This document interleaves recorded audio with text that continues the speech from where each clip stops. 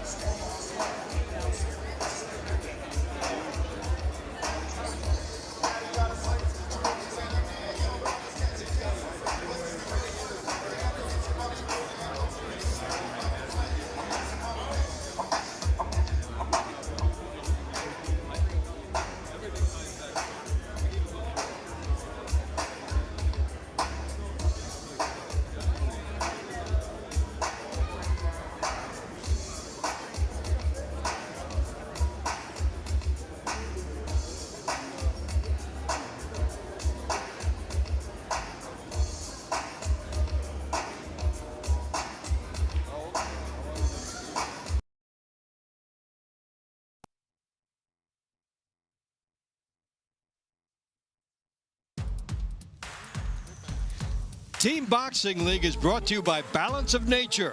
In boxing, consistency beats intensity. Balance of Nature supplements helps you stay consistent with ingredients of whole foods you can easily slot into your daily routine. Go to balanceofnature.com, use code TEAM, and start today.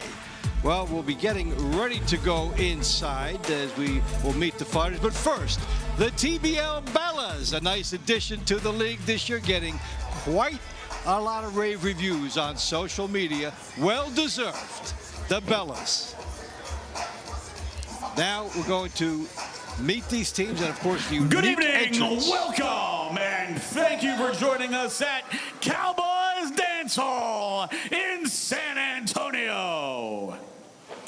We'd like to thank Program Director Greg Alvarez and the Texas Department of Licensing and Regulation for hosting tonight's event. We'd also like to thank our sponsors, Climax Moonshine Fire number 32, Balance of Nature, Serenity Springs Recovery Center, and Tim Smith Spirits. Fans, don't forget you can stream all the action of TBL Season 4 live on the Team Boxing League app. Available on Apple TV 4K, Roku, Amazon Fire TV, iPhone, and Android devices. And now, San Antonio, it's fight night!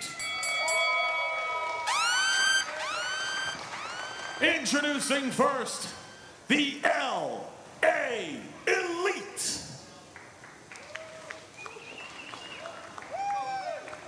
One of the most unique things you'll see in boxing. Everybody coming in as a team. And they're coming in for a good performance in their debut this season, even though they lost by a very narrow margin to Las Vegas, of course, one of the better teams in team boxing. And so it said hungry teams. This is a team that looks to get W number 1. That was a game, a match in which it was theirs all the way until a couple of explosive punches from Kai Brooks turned that all around.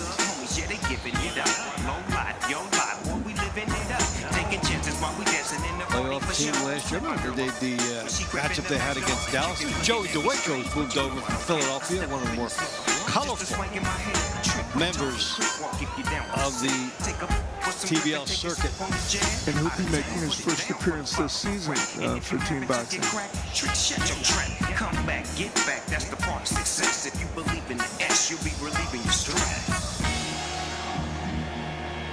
Train together, enter together, cheer together. LA Elite, Bantamweight Elena Mondahano,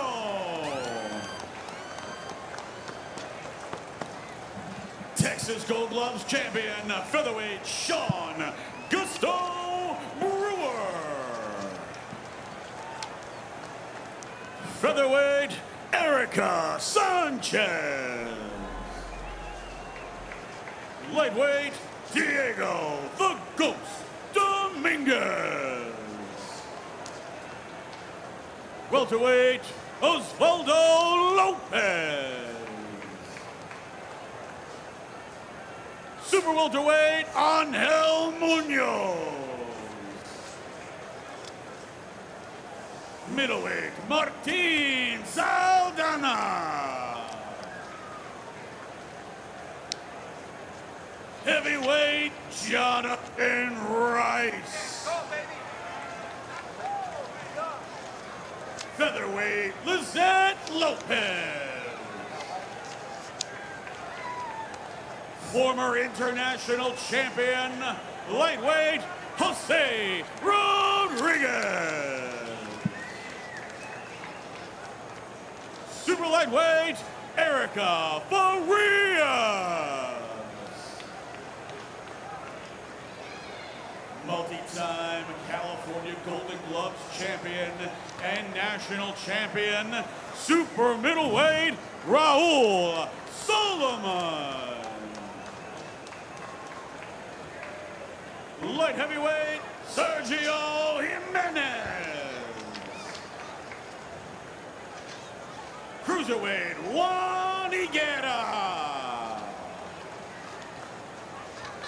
Heavyweight, Joey Duico.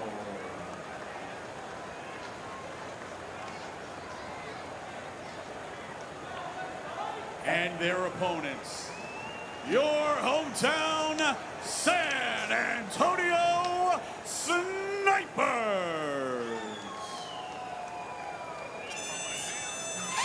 We talked about the proving ground element at the top. It's exactly what Coach J.C. Bryant said to me about a week ago. He goes, you know, this is interesting. He goes, I hope I recruited properly. This is when you really find out. Because there's a lot, all the coaches go in and try to improve their teams in the offseason. We saw Philly make a lot of moves, and it's these early season contests that kind of serve as the report card for the coaches. Yeah, and they had that great week last week against Houston. Houston's obviously a team that's struggling a little bit, but that doesn't diminish what they did. They won that 25-7, and they know this is going to be tougher tonight. But as you said, he's hoping that the pieces fit together right. They're a very veteran team boxing league team, so they got a lot of experience on that team. And all the moving parts and all the people you talk to and the trips and the discussions, and that's your off season, and well, this is when you find out. So he's anxious to see how he did. From retired U.S. Army Master Sergeant with 2 tours of duty in combat, A.C. Bryant's San Antonio Snipers.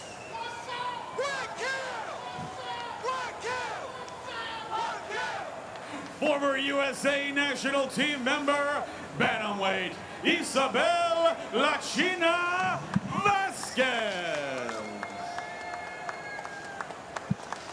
Featherweight, Jorge de Jesus Romero. Featherweight, Leanne La Chingona Calderon. Current U.S. WBC silver champion, lightweight Michael El Jamuco Bragamones.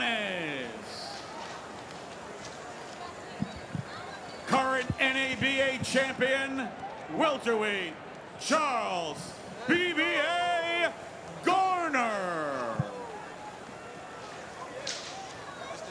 Super welterweight, Marvelous Jarvis Shepherd.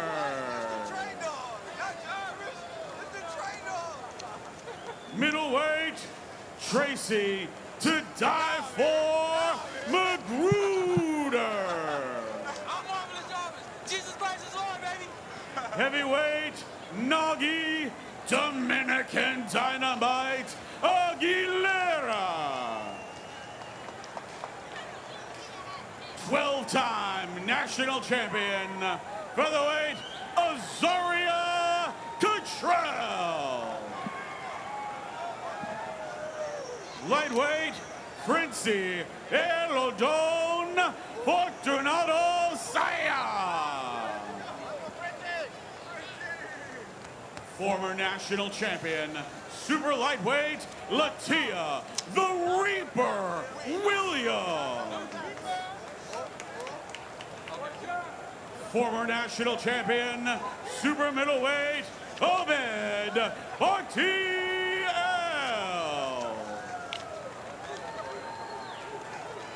Light heavyweight, Rafael Trouble Ibokwe. Cruiserweight, Adrian Montu Taylor. Heavyweight, Travaris the Bear B.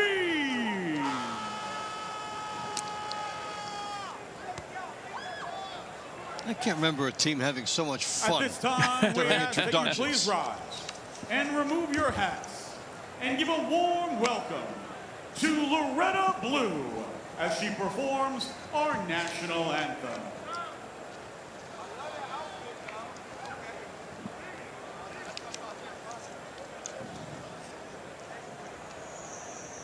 Oh, say, can you see by the dawn's early light what so proudly we hail at the twilight's last gleam, whose broad stripes and bright stars through the perilous fight o'er the ramparts we watched were so gallantly streaming, and the rockets' red glare, the bombs bursting in air, gave proof through the night that our flag was still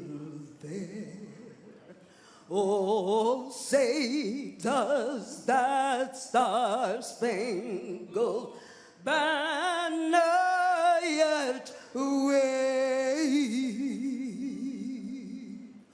o'er the land of the free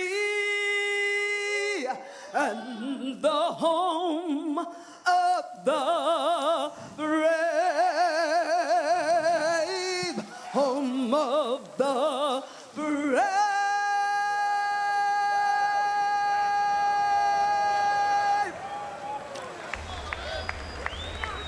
Keep it going for Miss Loretta Blue.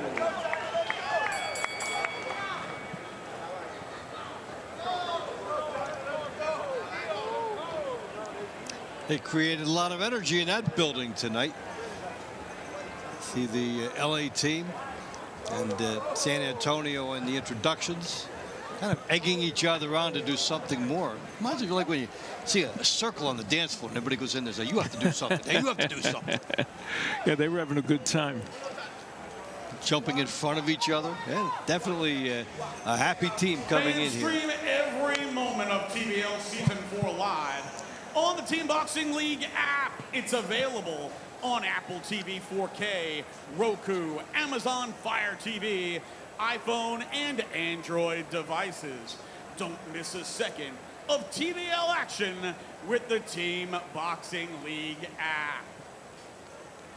Welcome to the launch rounds. Round one is in the bantamweight division. In the blue corner, for the LA Elite, Elena Manduano. In the red corner, for the San Antonio Snipers, former USA national team member, Isabel La China Vasquez. So both fighters come in having had victories on opening night. And of course, Vasquez reached the semifinals in 2023 of the National Golden Gloves. She's 4-1 in the TBL and has won 4 in a row.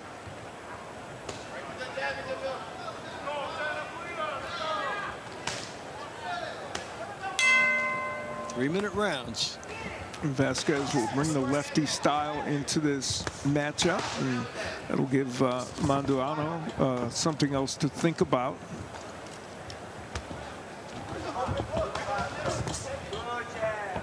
Vasquez trying to claw with that jab, find her distance.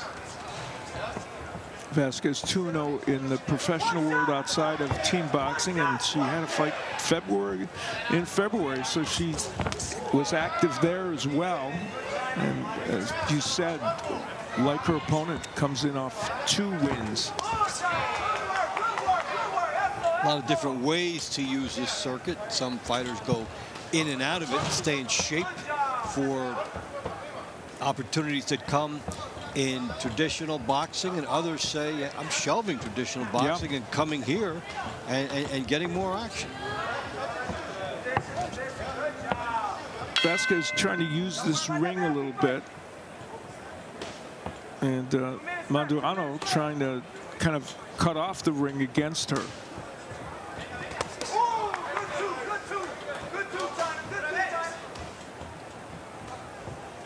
And when the fighters are in the lighter weight classes, that ring does look bigger. You got the footwork going here of Vasquez as she's looking to set up.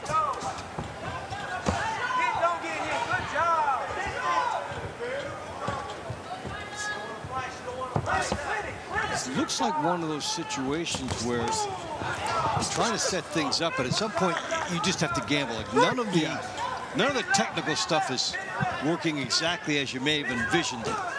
Yeah, one of these fighters is going to have to commit a little bit more.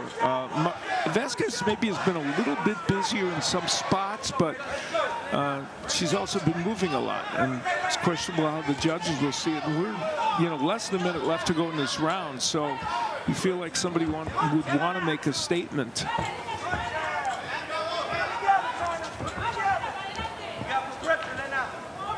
Duhano finding that Vasquez is elusive, and then Vasquez can crush her up by not moving laterally but darting at her.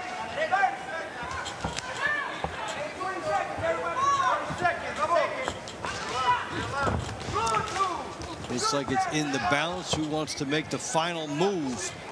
Good jab getting home by Vasquez. Educated footwork by her in certain spots in this round. Yeah, Mandujano has taken a couple straight lefts like those from Vasquez, but not too many. But that was a good flurry by Vasquez at the end. Could have tipped the balance in this match. It was so close. The veterans know how to close from what they've watched and knowing the final few seconds. Yeah, and she's young at 22, but with all that amateur experience. And there's the straight left hand that we talked about. That was earlier in the round. Occasionally, Mandujano had some good offensive moments like that hook and working. When she was on the inside, she could work a little bit, though Vasquez was holding on a bit. And Vasquez did use all of this ring. Made it a factor.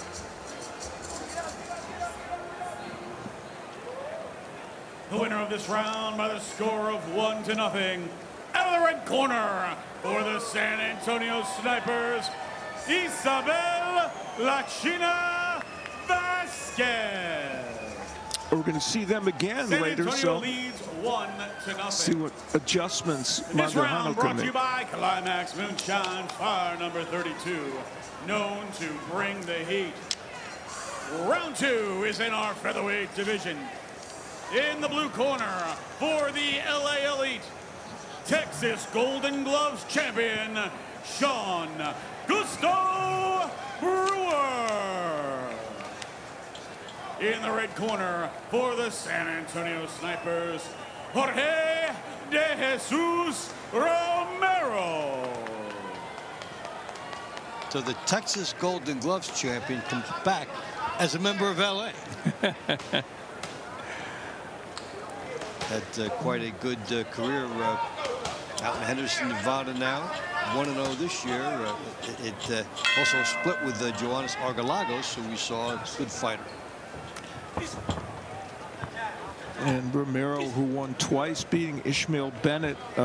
One of them was a split decision in his debut, and he's a solid pro as well as a team boxing participant with a 23-2-1 record.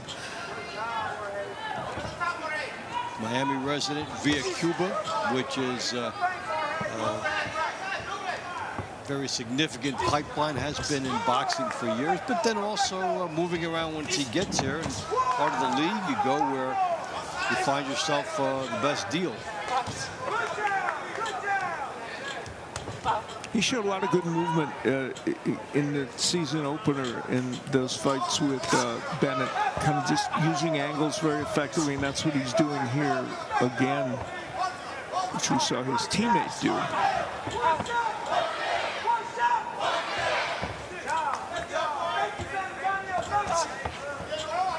So they're both offensive-minded, and first big shot didn't land. It was launched. Oh, boy, that was a great uppercut, catching him on the inside. That's the advantage of the height and the reach. Yeah. And sometimes you can get him to walk into it, and that was a good one. Yeah, Brewer's definitely trying to counterpunch well as De Jesus Romero comes in.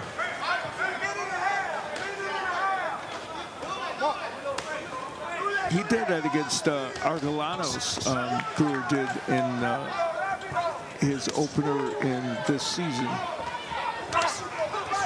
It's really quite a contact point. You're the one throwing the hook. You have to stay close enough to let the charge come to you, and then the timing was beautiful.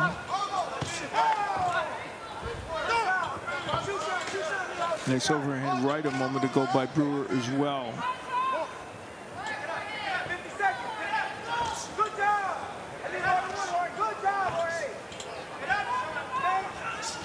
Romero's throwing a lot of big looping punches. The overhand right has occasionally gotten in. The left hook's not so much. Brewer's just been a little sharper, I think, in terms of his combination work and how compact his punching is. Yeah, especially that left hook to the body, which we just saw. Very effective weapon for him in this round. So Sean Brewer in round 2 showing that in this case height makes right. Uses the height and reach edge beautifully. I'll see if the judges reward him for that.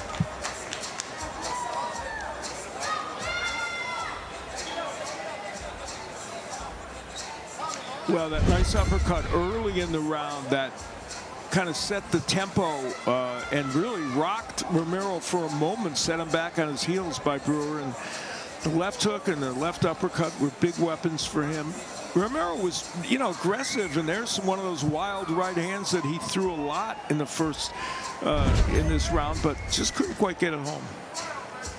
The winner of this round by the score of 1-0, out of the blue corner for the LA Elite, Sean Gusto Brewer. We are tied at 1.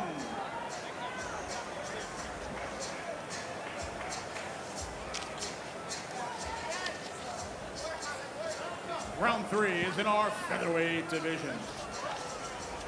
In the blue corner for the LA Elite, Erica Sanchez. In the red corner for the San Antonio Snipers, Lien La Chingona Calderon. Two women who had victories in their last outing. Calderon 1-1 and Sanchez 2-0. Yeah, Calderon split with Jonesa Morandin, and her loss was a split decision loss, so she had good moments in that as well. And we'll see if what Amelia said about Erica Sanchez wanting and her weight going down in weight, we'll see if that has an impact in helping her. Let's take a closer look at Leanne Calderon. 38-year-old mom of 3, married to boxer K.P. Smith.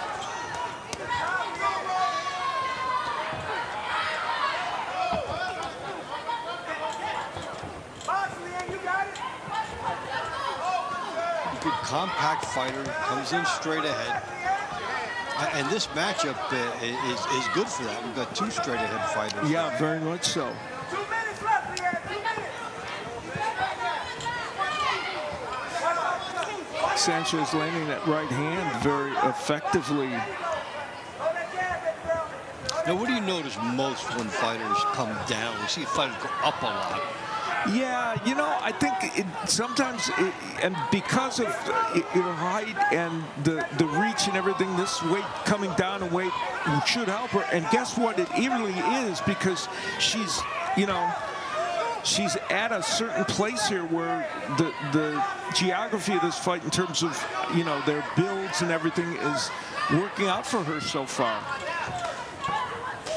She's able to really muscle her opponent. And punches that against taller opponents might be overhand, they're straight now, and she's having a very good round against Calderon. Calderon, a veteran, you know, with 23 team boxing league fights, so she's really a good fighter. But the thing Amelia alluded to with Sanchez is really taking place here. Here's a good hook from Sanchez. Terrific body shot there. And she is wearing the end Calderon down. She's got 35 seconds to work with if she wants to get a little greedy. And Calderon just hasn't been able to land something that stops the momentum of Sanchez. She's tried countering with the right hand. There she does it again, but not getting there with that punch. It's not too often where we see such a heavy body attack like this in a one-round fight, and it's pleasant to see because then it sets up this. We've seen some of that this weekend, you and I, in a number of our fights, and you're right, it's great. They should count. They're used often in in long-term boxing to wear an opponent down, but they also score. And she made a commitment to it here, and will be rewarded. Excellent performance. Yeah, two-time national champion Erica Sanchez had herself quite a round, and you see examples of it. That right hand that was omnipresent during that round, and that one was right at the end, as if to punctuate what she did.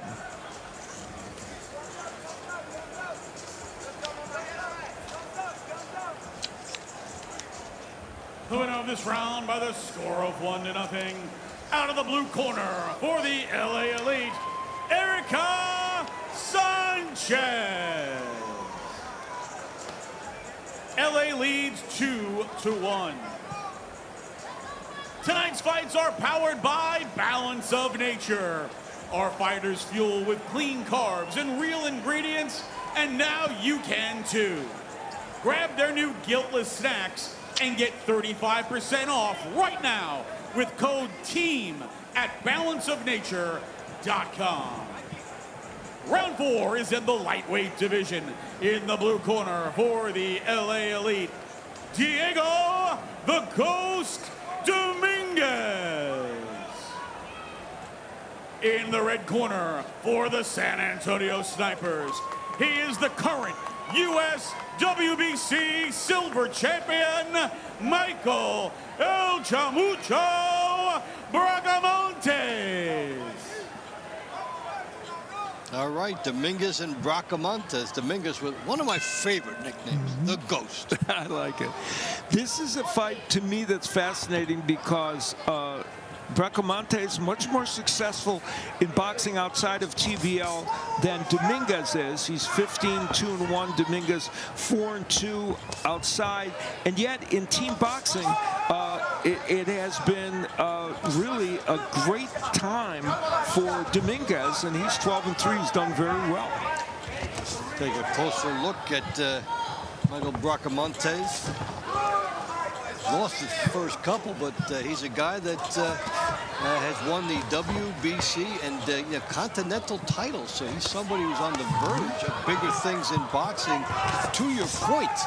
And coming in here, finding that it's a different ball game here against Dominguez, who has wins over the likes of Jack Sambiaku, Traquan Pettis, and even when he lost to Osvaldo Caballero, Caballero was 29-6. So it's a high level of competition, and coming at this from different ways. Yeah, and Dominguez beat Ryan Zampeteca as well. So he's.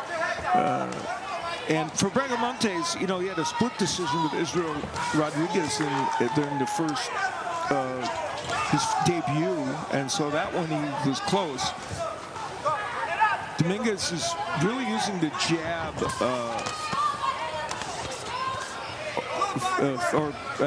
very effectively here to get on the inside against Bracamontes.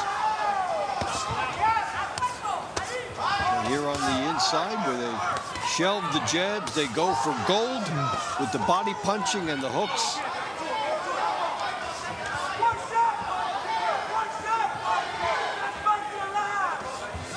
Final minute, there's a couple jabs by the Ghost. Bracamontes with a good right hand behind his jab.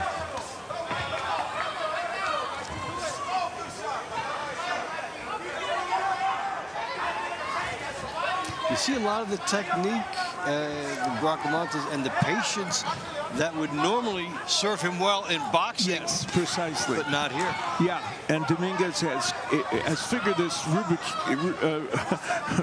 cube out in team boxing because he's busy and he knows how to be busy. That's part of the reason he's 12-3 and do it in a way that is effective. And punctuates that whole sequence with a nice right hand. And Dominguez has been in a comfort zone throughout this 3 minutes.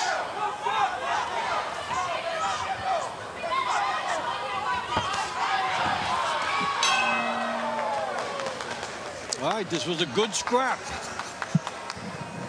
Yeah, there were some really good moments in this match and some give and take as well. And here we look at this in real time where they were going at it early in the round. This was early on where there's a lot of give and take between both fighters on the inside that you referenced, Dave. And then there's the right hand of Dominguez that a couple of them that were very, very effective based on that jab that he landed so much. So the Ghost was elusive in many spots. Does he get the win here? The winner of this round by the score of 1-0 out of the red corner for the San Antonio Snipers. Interesting. Michael El Chamuco Bracamontes. So we are tied up at 2 as San Antonio gets a close one, and we are knotted up halfway through the launch rounds. San Antonio and LA are all knotted up. We come back, we'll go inside and complete the launch rounds.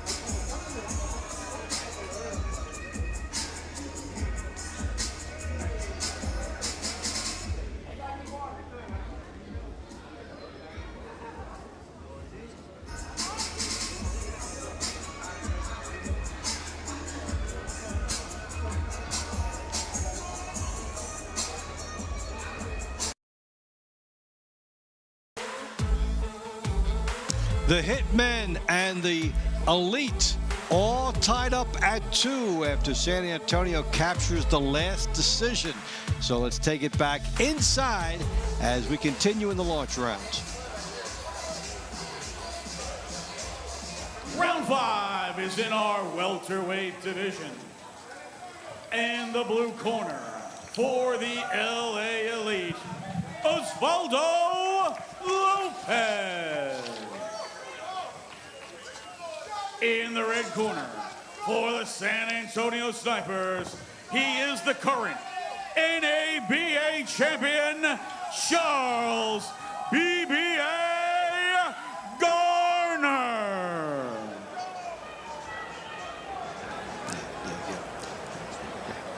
Okay, Lopez 8-0-1 as a pro, going back to 2021. In TBL, he's 2-3. Nice win over Darian Castro back in March. Yeah, that was an excellent win. And Garner, meanwhile, in his opener, was splitting with Ryan Martin and beating him and losing to Isaiah Johnson. So he's coming in here with a mixed record from the first one, but he's a very solid fighter. Good right hand to start this off for Lopez.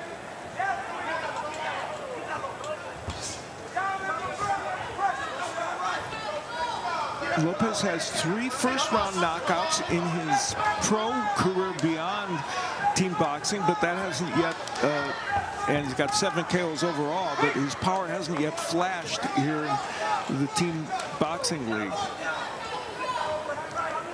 It's probably a vexing dynamic to fighters sometimes. Yeah. How is it not shaping up like that? There is a lot of, like a wild card element to a lot of how this happens when you put it all into the mix. Garner switching to lefty, giving him a little bit of a different look here now in this first round. Let's see how if that helps. He invited Lopez to take the bait with that lead right hand, and let's see if he does.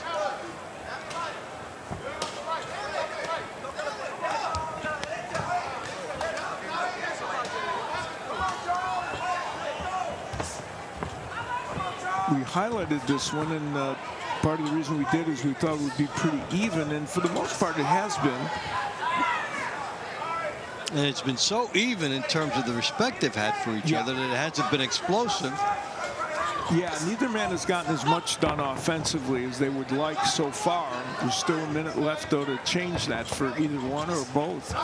It's like that they know that they respect the opponent enough to figure that there's a price for a mistake. So yeah. Now, Lopez has been a little more active, I think, overall in terms of volume. Which isn't to say that Garner hasn't thrown his share of punches. And the holding on the inside at this juncture in a round, you know, if you feel like you need to get something done offensively, it's really great to get out of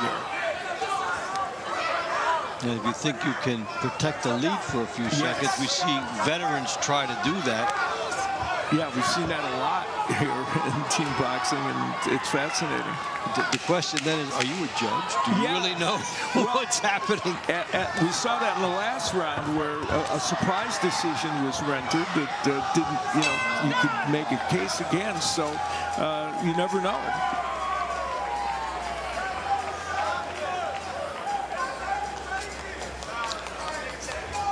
The benches.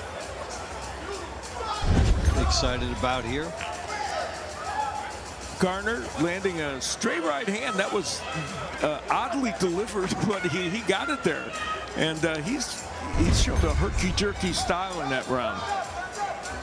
Oddly delivered is why it got through. Yeah, right? You're not supposed to throw from that angle. The winner of this round by split decision.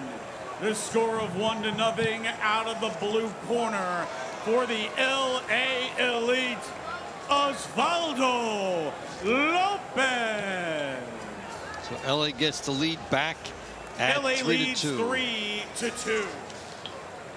This round brought to you by Serenity Springs Recovery Center, a place of recovery and self-discovery. Round 6 is in the super welterweight division. In the blue corner for the LA Elite, Angel Munoz. In the red corner for the San Antonio Snipers, Marvelous Jarvis Shepherd.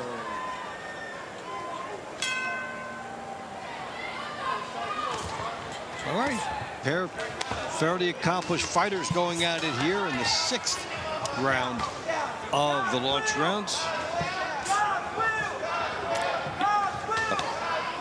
So you're wondering, how do you score in the team boxing league? We've seen decisions. They're all 1 point. So if we see some knockdowns, that's a bonus point, 2 points. 2 knockdowns is 3 points. 4 points if you get a KO, TKO, or the forfeit.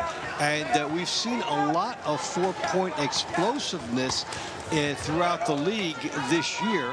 But interestingly, last night with Philadelphia and Vegas, 2 heavy-hitting teams, we did not see that. So it went back to the boxing, Philly winning at 14-11. And many times that threat of that 4-point round lingers over the fight. And when you can't get it, sometimes, as we saw last night, you can't get to the win. Munoz beat a very good fighter, Disan Gainza, with a unanimous decision and a split decision to start off this season. And that's very impressive by him because Gainza is a really good fighter who we saw this weekend. And a very close split decision loss for Jarvis Shepard to Zay Farr, who made his debut in team boxing. So both these, you mentioned both these guys are accomplished. They are. And a lot of scouting that they go. You know, we see these guys, they'll fight each other throughout the circuit and then maybe in the mega brawl. So a lot of notes being taken.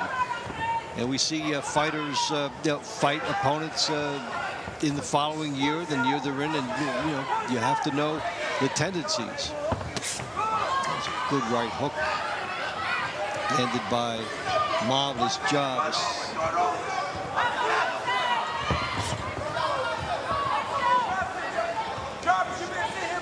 And these two men are going to see each other again tonight, so they're scouting for later as well as they combat right now. Both men have again, you know, had a hard time getting the offense really going, and this could be decided by one flurry. And that is the real difference in this format. They're meeting in a longer fight, and it's slow to develop. You say, okay, take your time and break it down, and you'll find what's going on. But when you come into one-round fight, and it's not quite happening yet, there's a real moment of like, when do I go for this? We haven't seen that moment here.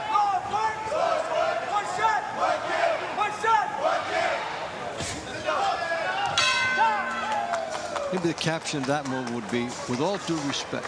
Yeah, you know, now this is my second weekend of team boxing, which, by the way, I've thoroughly enjoyed. And that might be the hardest fight for me to think of that I've seen the round to score. I mean, that was a very tough one. And ironically, that right hook that was landed was one of the few punches that one got in for Jarvis Shepard that we saw in that round. That guy down there. Unanimous decision. A score of 1-0 out of the red corner for the San Antonio Snipers, marvelous Jarvis Shepard. May have been that one punch that we saw. It wasn't much to separate. Round 7 is in the middleweight division. In the blue corner for the LA Elite, Martin Saldana. In the red corner for the San Antonio Snipers, Tracy to die for Magruder. I'm curious about this one for Magruder because, okay, you got a knockout victory last week. Do you feed on that, try to do it again, or do you go with the matchup in front of you? We'll keep that thought out there as we go to Amelia right now with a special guest. Go ahead. All yours, Amelia. Hey, gentlemen, I am down here, San Antonio Snipers, with Obed Bartziel. He and I have had many adventures on Team USA, former Team USA athlete. Many birthdays. We're also twins, and also a WCAP athlete for the Army. So now turned pro. What brought you to TBL, and why the San Antonio Snipers? The TBL, honestly, in my opinion, I believe it's a great thing for pro boxing right now. This wasn't something that was allowed, and that was kind of like a big thing when it first started. I guess a lot of people kind of shied away from it, but for younger aspiring pros, you know, really wanting to chase the pro career, and people who understand the time it takes to put into being a professional athlete and having to still work a 9 to 5, having to still take care of your kids, your families, like everyone who you feel is your support system and you want to support. This is another good way to put that money back into your pocket and still be actively competing. So like it's something I support, and I back 10%. I mean, it's such a great point. It creates opportunity and gets you to that next level and just all the experience. So tonight, I feel like I called out the round 13, Raul Solomon. I really do believe he's been such a cornerstone for the LA Elite. but I really believe that's the kind of position, the type of fighter you are for the San Antonio Snipers. What's going to be your approach tonight? I'm just myself, man. Anybody who's ever had the opportunity to see me put on a pair of gloves, I've been special my whole life. No, really. Sing your song, baby. Yeah, I can't sing that today, but I've been special my whole life, man. I've been through a lot of adversity in my life, man. I'm a strong advocate for anti-bullying. I'm a strong advocate for men's mental health, suicide prevention, a lot of things. I've lost a lot of friends. I've been through a lot in my life, so I work really hard to be here, and I don't think there's a man you can put in front of me that can take anything from me. That's right, man. Somebody to get in there and beat me, they have to take everything from me, and no one can do it. Strong mind, strong will, stick to your game plan. You'll see it. Tune in, middle rounds, round 13. Get us back in the ring, Dave. Thank you, Amelia. We've got two guys slugging it out here. Charles very good round. And Magruder. And Saldana, one of the three boxers I alluded to in our open who are making their team boxing debut, and he, with really good pro records, he's 19-0, and he and Tracy Magruder have put on a great show. Saldana was in control for the first 2 minutes of this round, but McGregor has really come back. Well, you know, we saw with that knockout from Magruder last week, and then coming out, and the question of how much do you go for it? We showed some of that going forward in here, and this one will go to a decision, and very excellent match. It really was, and the early part belonged to Saldana, and then Tracy Magruder coming back, the 34-year-old who had that knockout victory in the season debut. All right, so it's 3-3. Which team is going to get ahead going into our finale of the winner of this round via split decision by the score of 1-0 out of the red corner for the San Antonio Snipers, Tracy to die for Magruder. All right, so San Antonio leads 4-3. Judges like the second part of the round better than the first. Round 8 is in the heavyweight division. In the blue corner for the LA Elite, Jonathan Rice.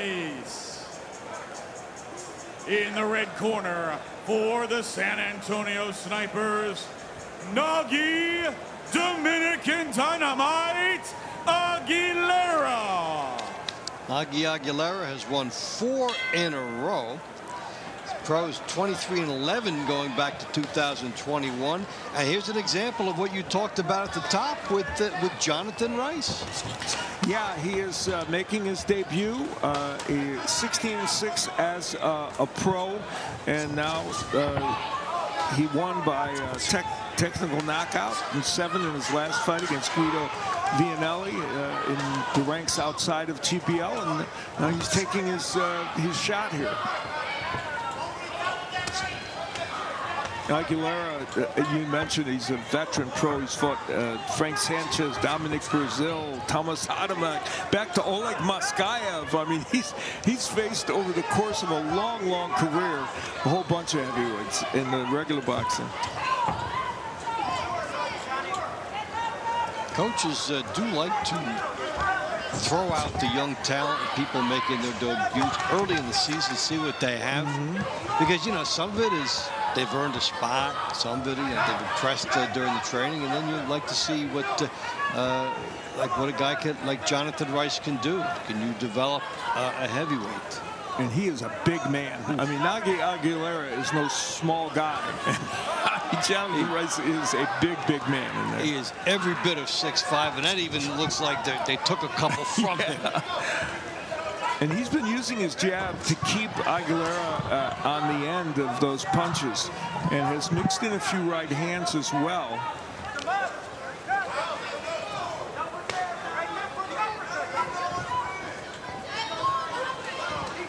Now there's a chance for Aguilera to push the pace against a guy who hasn't been in this league. Right, and yet I really think it's been Rice who has done a little bit more offensively. Oh, that right hand hurt him. Now he's done a lot more offensively, and he did not go in for more. Oh, my. There's some inexperience. That's hard to explain. Good right hand. He figures he's going to line it up and get it now, but can Jonathan Rice convert this opportunity? Can he get bonus points? Is there 4 sitting out there for him to get? 35 seconds. He let one golden moment get away. Will he get another one? In a 1-minute format, you cannot let those opportunities go by. And you can sense that Nagy Aguilera is on fumes. Rice is deliberate. He does land the big right hand. It's like setting up for the perfect shot. I mean, he's in big trouble, and 4 points are sitting there for Rice if he would get busier. Looks like the clock is going to steal the chance for the 3 more. But he should get 1. So Jonathan Rice with a bomb, but not as explosive as it may have been. Well, Jonathan Rice was starting to find a home for the right hand as this round developed, and boy, did he ever. That's as good a right hand as he can throw, and Aguilera in major trouble there.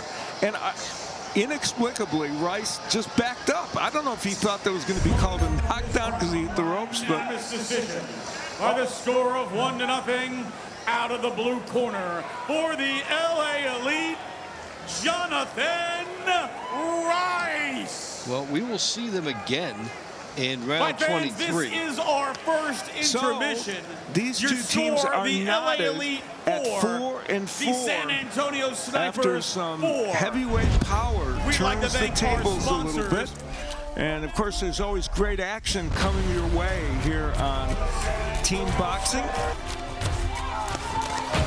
And to find out more about it,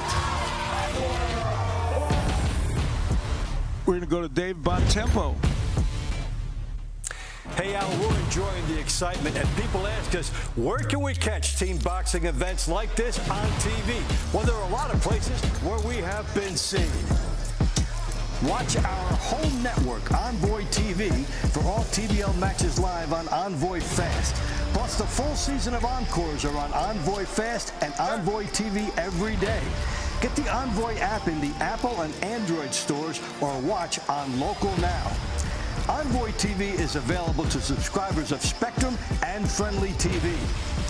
Connected TV users with Samsung, Apple TV, Amazon Fire, Roku, and LG devices can download the TBL app and watch both live action and play previous matches on demand.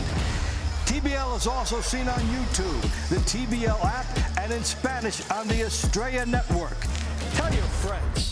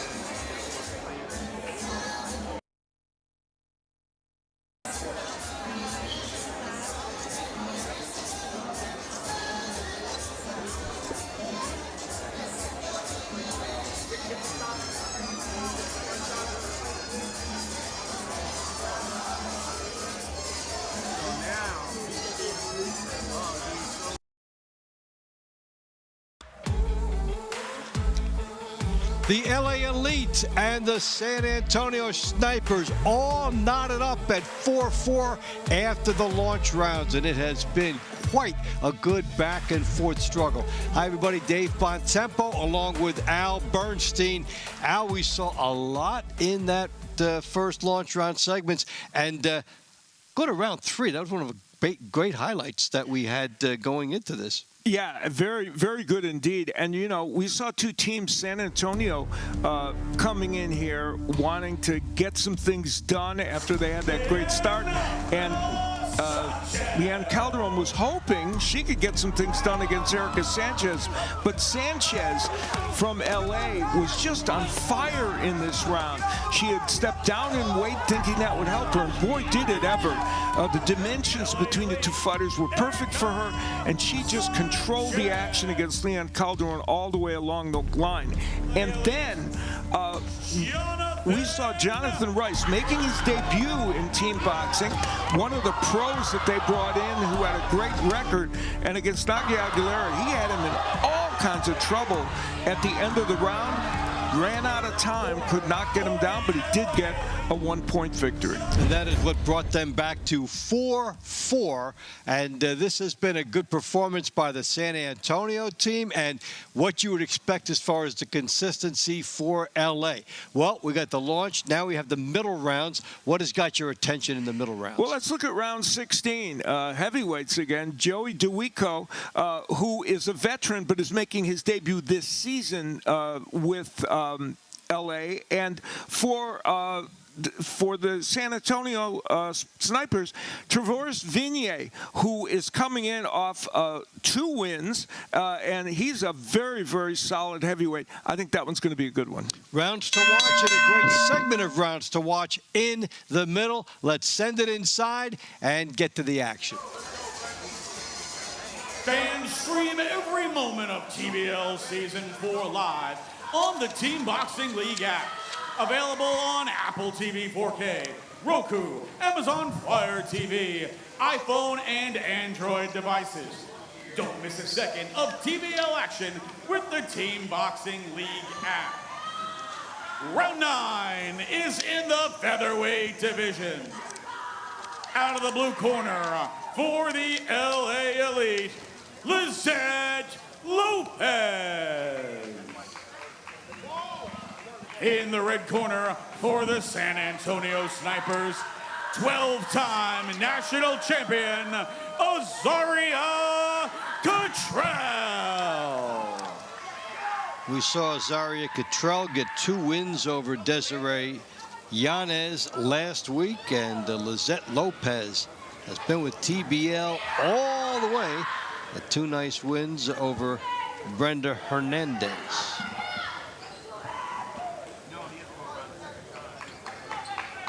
Another one of these intriguing crossovers. Great amateur credentials in boxing coming in here, and what can you do?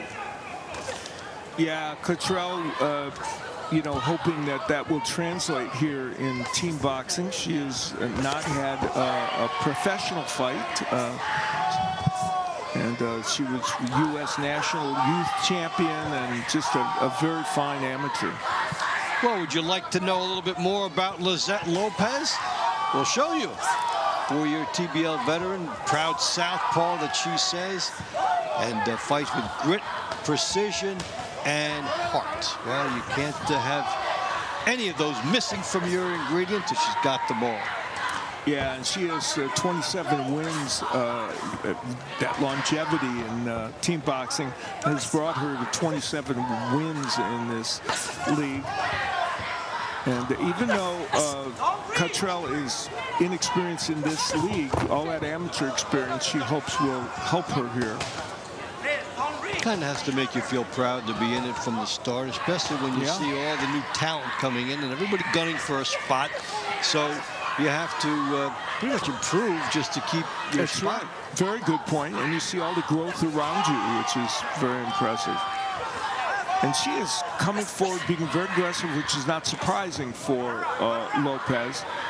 And it's up to Cottrell to kind of stem that and deal with that aggression. Good counter right by Cottrell. She's going to have to do that during the course of this round. And seeing different looks than what she got last week, and that's all part of the growth process. I think the different angles coming to you and the tendencies from different fighters. As Lopez is trying to cut off the ring, but Cottrell knew what she was doing with that and came right at her. Cottrell landed a nice uppercut a few moments ago. She's a very compact fighter and has very good technique. The question will be whether she can land enough of those counter punches to negate all this aggression from Lopez in the judges' eyes. There's a good counter jab by Cottrell.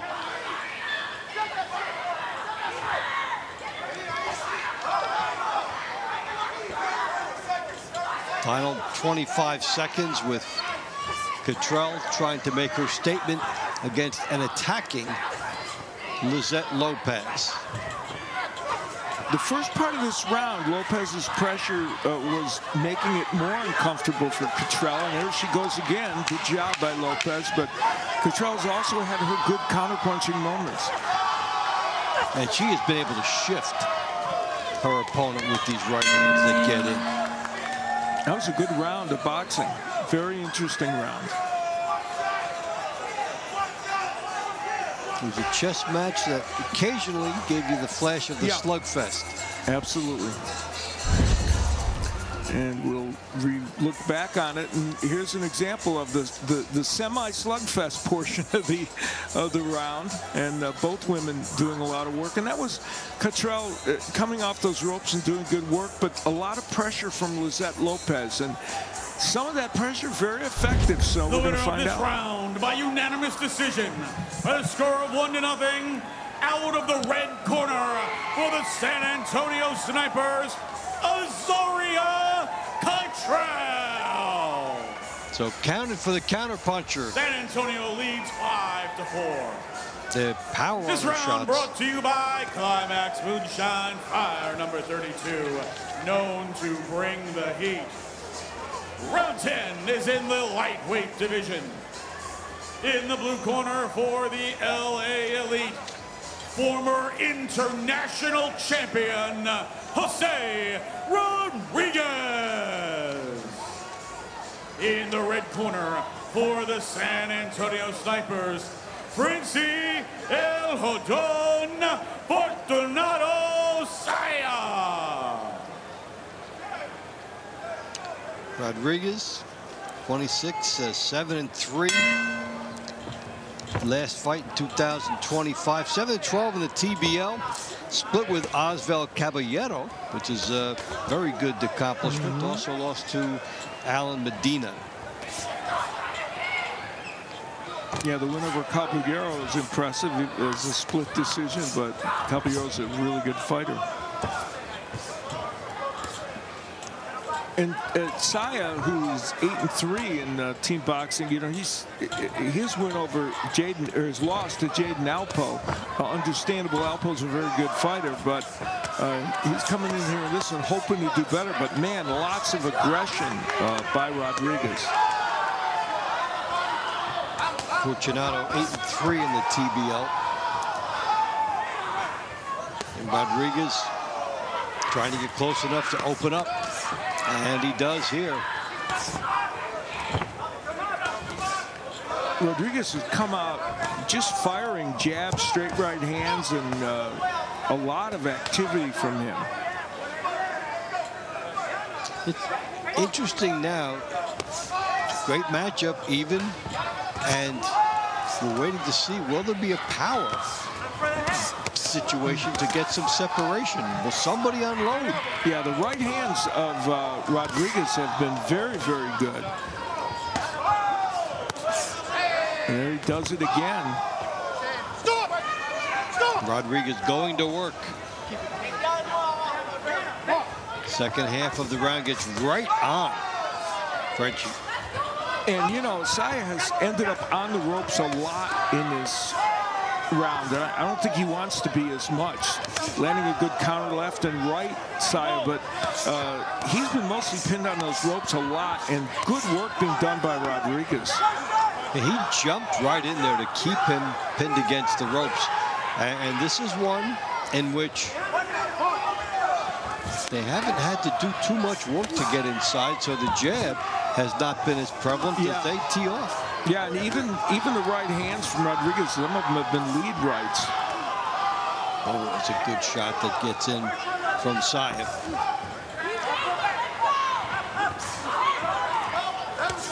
Ooh, Rodriguez teeing off here. The right hand got in, and it was all Saev could do to stay up. Here comes Rodriguez. Does he have the time? Landed a terrific right hand, and he hurt Saev. But Saev, being a veteran, holding on any way he can. Are they calling that a knockdown now? Wow, interesting. Whoa, we'll have to get another look at that one. There was a right hand mixed in there, but there was also a bit of a push, and Saev, of course, pleading his case, feeling that while he was hurt before that knockdown shouldn't have been called right there. And let's look first at where Saev got hurt by the right hand by Rodriguez. There was where he really stunned him against those ropes and had him in trouble. No question, he was trying to hold on. And here's what's called the knockdown. There was some punches. There was a jab, a straight right hand. Then he was kind of pushed down. By unanimous decision by the score of 2-0. Out of the blue corner for the LA Elite, Jose Rodriguez. No, I would not agree with that interpretation LA of it. leads 6-5. Ironically, it could have been a standing 8 before that. So, but still, I think that's a tough break. Is in the super lightweight division. In the blue corner for the LA Elite, Erica in the red corner for the San Antonio Snipers, former national champion Latia the Reaper Williams. All right, so as they get started with this one, Amelia has a special guest. Go ahead, Amelia. Thanks, Dave. So I'm down here with Erica Sanchez, LA Elite. Madam, so last year you fought about 140 pounds. This year you've moved down in weight class to 126, which I believe is such a beautiful fit naturally for your frame. So can you talk to us a little bit about what drew that decision to make the change in weight class, and then ultimately kind of what that journey looked like? So to begin with, I'm only 5 feet tall, as we talked about once at an interview. So that's basically, I don't belong in that weight class, although, you know, I held my own. But the journey was pretty crazy, you know, like it's just being on a strict diet and following my regimen, like my routine. Yeah. Just making a game plan, sticking to it, and just committing. Exactly, yeah. So I do want to comment on the body shots in that first round that you were in the in the launch rounds. Such beautiful work, and I often feel like people feel like they're rushed and then they just headhunt. You do such a beautiful job changing levels, going to the body so that you have those straight shots right to the head. Where does that come from? Man, you know, the preparation is kind of crazy sometimes. You know, my dad puts on that bodysuit and we go in, you know, he teaches me how to turn my punches into it and, you know, work up, work down, you know. So we do a lot of work with that. So that's where that comes from. I'm sure he still has a bruise from me from the other day. Yeah. It's beautiful work. Very excited to see you in your next round, going into the money rounds. It's going to be fantastic. Anything else you want to add to before we let you go and get back into the ring? No, let's go LA. Hello, everybody. Thank you, everybody, for watching, too. You know, I appreciate it. And let's go. Let's do this. Awesome work. Thank you, Erica. Thank you so much. Gentlemen, get us back in the ring. Thank you, Amelia. Yes, you did good work tonight. Here, Latia Williams, second year, had a 4-fight win streak, then lost 2 to Ariel Davis, who showed a good way to go against her, using the momentum of Latia against her, and then she reeled off a few more wins after that. And the woman she's facing, Erica Farias, a 3-time, he's 41-year-old, a 3-time world champion in boxing, both in lightweight and then super lightweight. And So she has fought the best in women's boxing. Katie Taylor is an amateur. Cecilia Brackus, Jessica McCaskill, Michaela Myers, Sandy Ryan, everybody. And here she is giving a go to team boxing. And right now, she's having a lot of trouble with Latia Williams. A lot of people do. There's a few nicknames for Latia Williams. Last year I called her the thrill pill because of the non-stop offense that she put up. She did have to change some styles as people adjusted to her, but she has been a mainstay for San Antonio. And that is one thing about San Antonio last year. They had top to bottom possibly the best women's contingent in the league. The very strong women's group. Yeah, Latia's showing the offense you talked about. I mean, she beat Rain Guerrero twice opening the season, and she's having quite a night here against Farias. Now, there are certain fighters, you look at them, whether that's Ellis for Philadelphia, where you almost pencil in the points ahead of time, and this is one where they expect points from her all the time. So let's see if they get them tonight. Well, it was rocky for Farias in her first debut, losing 2 to Joanna Namaru. And now tonight she has a tough outing against Latia Williams, who really brought the action. And there's some examples of that. And we're going to see a big uppercut here from the outside, not where you normally want to throw it, but Latia Williams, who has a kind of an unorthodox, aggressive style. The winner of this round by unanimous decision by the score of 1-0, out of the red corner for the San Antonio Snipers, Latia the Reaper Williams. So Williams, we are tied at 6. Comes through as expected. Fans champions don't just train hard, they train consistently. Balance of Nature's new guiltless snacks help support energy, recovery, and performance. Go to balanceofnature.com and use code TEAM for 35% off your first order. Round 12 is in the super welterweight division. In the blue corner, for the LA Elite, Angel Munoz. In the red corner, for the San Antonio Snipers, Marvelous Jarvis Shepherd. Well, Jarvis was marvelous the first time they fought as he came up with a win, and now we look to see what adjustments are made in the rematch. All tied up at 6. And both men in the first matchup were pretty tentative early in the round offensively, but it was Shepherd with one really good overhand left that might have made the difference in the whole scoring of that round.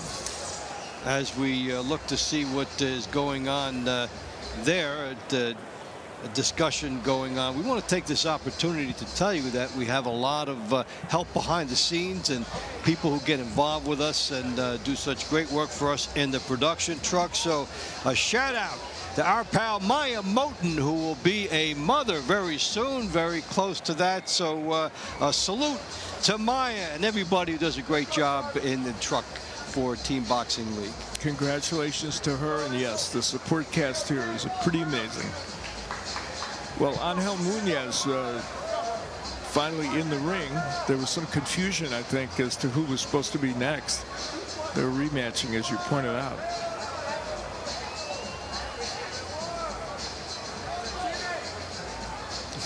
Not in a hurry to get started either.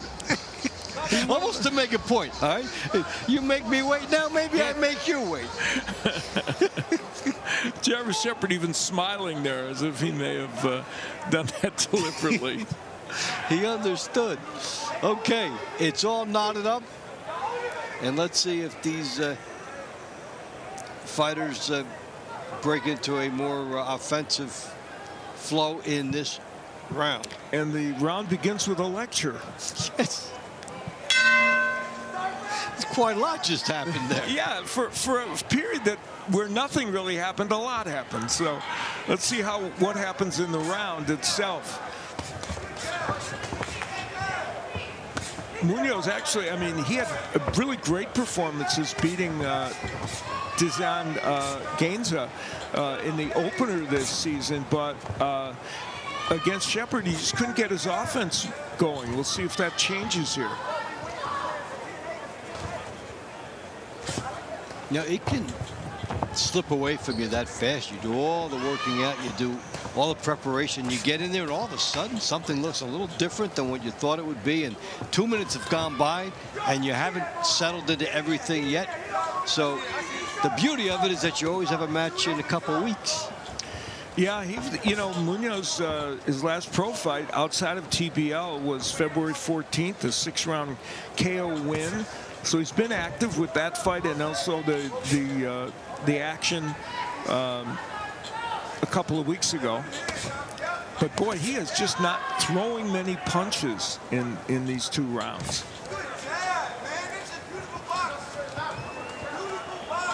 And you know, there's been discussion in between that you have to come out, you have to attack more, and you analyze it, you know it, and then you get in there, and it just doesn't line up, as that's a slip.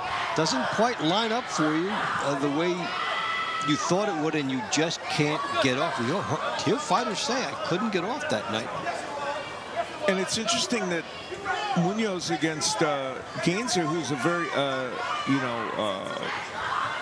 aggressive fighter who comes forward. I mean, they split against each other, so he did get a win against him, and you know, he was better against that attacker. Yeah, against Shepard, he's facing someone who's consistently trying to set traps on him. Yes, exactly. Yeah, I inadvertently said he won twice against Gainza. He actually split. Couple shots from the outside get in by Shepard. And the other thing to keep in mind is, you know, we were highlighting on the replay when they first fought, well, any particular shot could be the tiebreaker, and there was one late. Yeah, overhand left, and Shepard is trying to land that again. Munoz has thrown so few punches in this round. Like the first one, it's going to be really hard either way for him to get a decision because he's just not throwing. Not that Shepard has been wildly busy with volume, but Munoz has done virtually nothing. He's reacting to a style he doesn't feel comfortable with. And somebody dancing, and he just not being able to fire tonight. And you got the feeling Jarvis Shepard thought he'd done enough already to control that round because Munoz was so inactive. And he just decided at the end of the round to not take the safe way out. There's the straight left hand again by Shepard. That one left hand, like the one in the first encounter between these two, might have been enough to tip it for him. Certainly put him into a shuffle, thinking he had landed a big one. Let's see what the judges say. Body language tells you it's Shepard, and so do the judges. All right, so San Antonio leads 7-6. Good one for Marvelous Jarvis. Gets himself a double. All right, so it's a lead for San Antonio on the heels of a double by Shepard. The action has been tight, it has been tense, and the scores have not fluctuated much. Back to the middle rounds after this.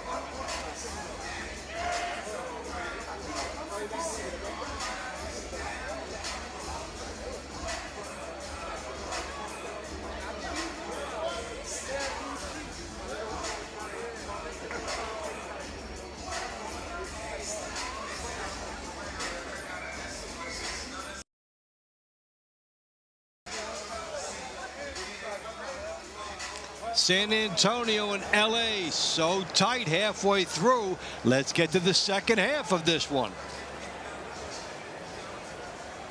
Round 13 is in the super middleweight division. In the blue corner for the LA Elite, multi-time California Golden Gloves champion and national champion, Raul Solomon. In the red corner for the San Antonio Snipers, former national champion, Obed Bartiel.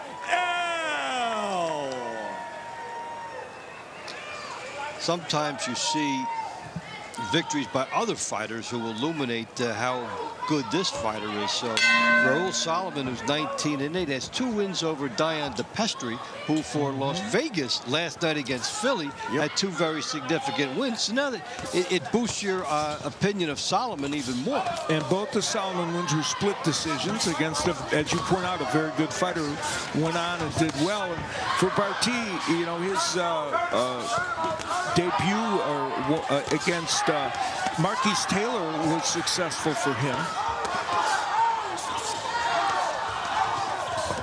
Oh, and they're mixing it up. Good action in the middle of the ring. Bombs away for both. Body shots, head shots. Well, Amelia was right about this bout. She thought it was going to be special, and it is, in fact, so far being just that. Good work by both men. Bartiel, a national Golden Gloves champ, over 300 amateur fights, and you can see that technique there. But Solomon, who's got 19 TBL wins, he is no cupcake in there. He is battling away.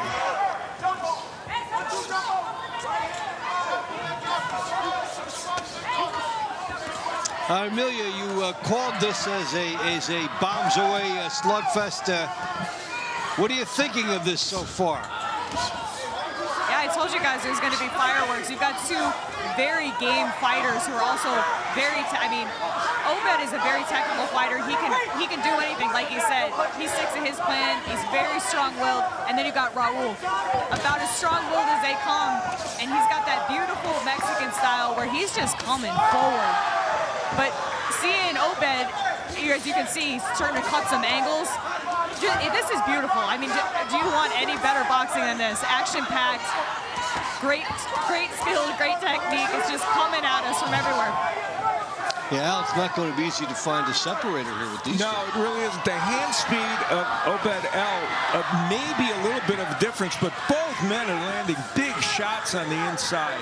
Terrific left hand getting in by Bartiel, and Solomon right there in front of him.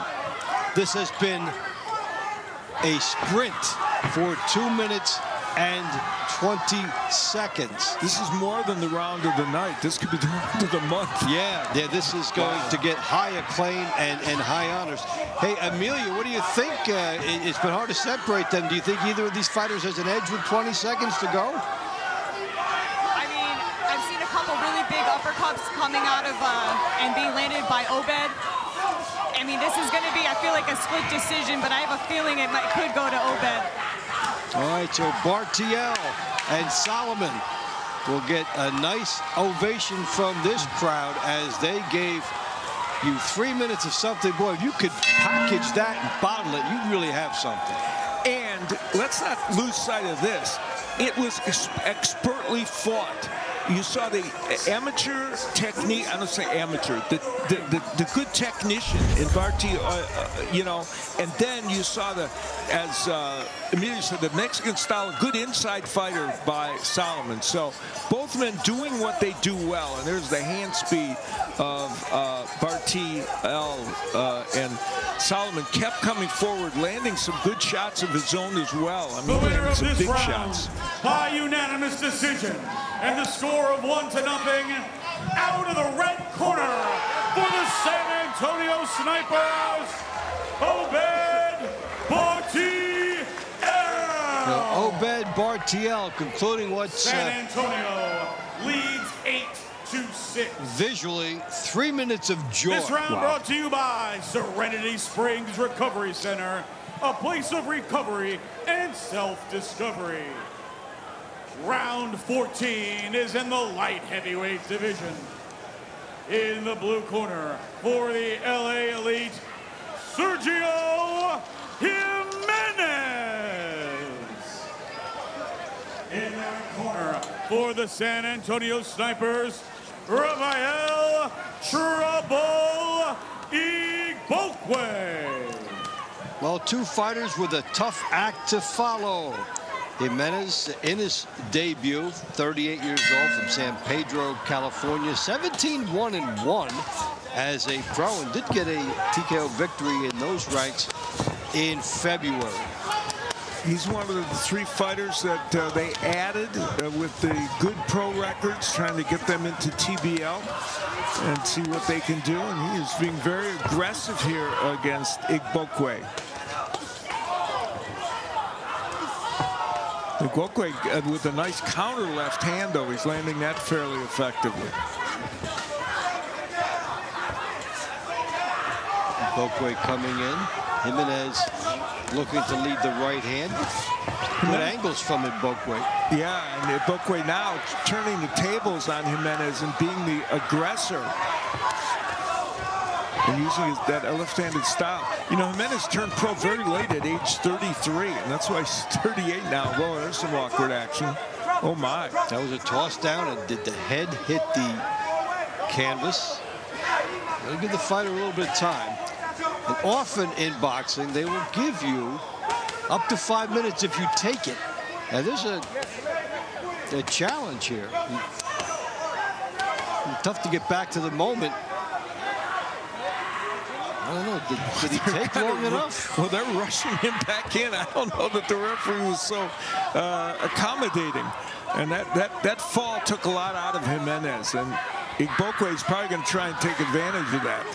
You just had a major accident. You okay, right? Yeah, right, exactly. And here comes Igbokwe. And there's a sense on that San Antonio bench that this is a possible breakthrough sequence, these middle rounds, and what they're doing here. Yeah, they have really had a good stretch, and Igbokwe is being more precise with his punching. Jimenez started out very aggressively in this round, but Igbokwe has taken the play away from him, and in addition to that awkward fall. Igbokwe's only got 3 TBL wins against 11 losses, but tonight he's out there pounding away, and he split last time out with Devin Thorne, so he's capable of getting wins in the TBL. And that's the interesting thing. You have a short memory. You go back, okay, you're fighting for your teammates here. Never mind your individual record on a given night. With the, the intensity in the air for the San Antonio team, you might get caught up in it. But here comes Jimenez, maybe getting back to the moment finally. Yeah, right from that fall. That's a good point, Dave. And Jimenez showing a lot of heart here because he took a lot of punishment in there. And this 38-year-old said, I'm making my Team Boxing League debut. I'm not going to just pack it in here in this round. No, you got a lot of people depending on you, and there's a good left hand by Igbokwe. Oh, this is spirited. 2 fights in a row that have been toe-to-toe.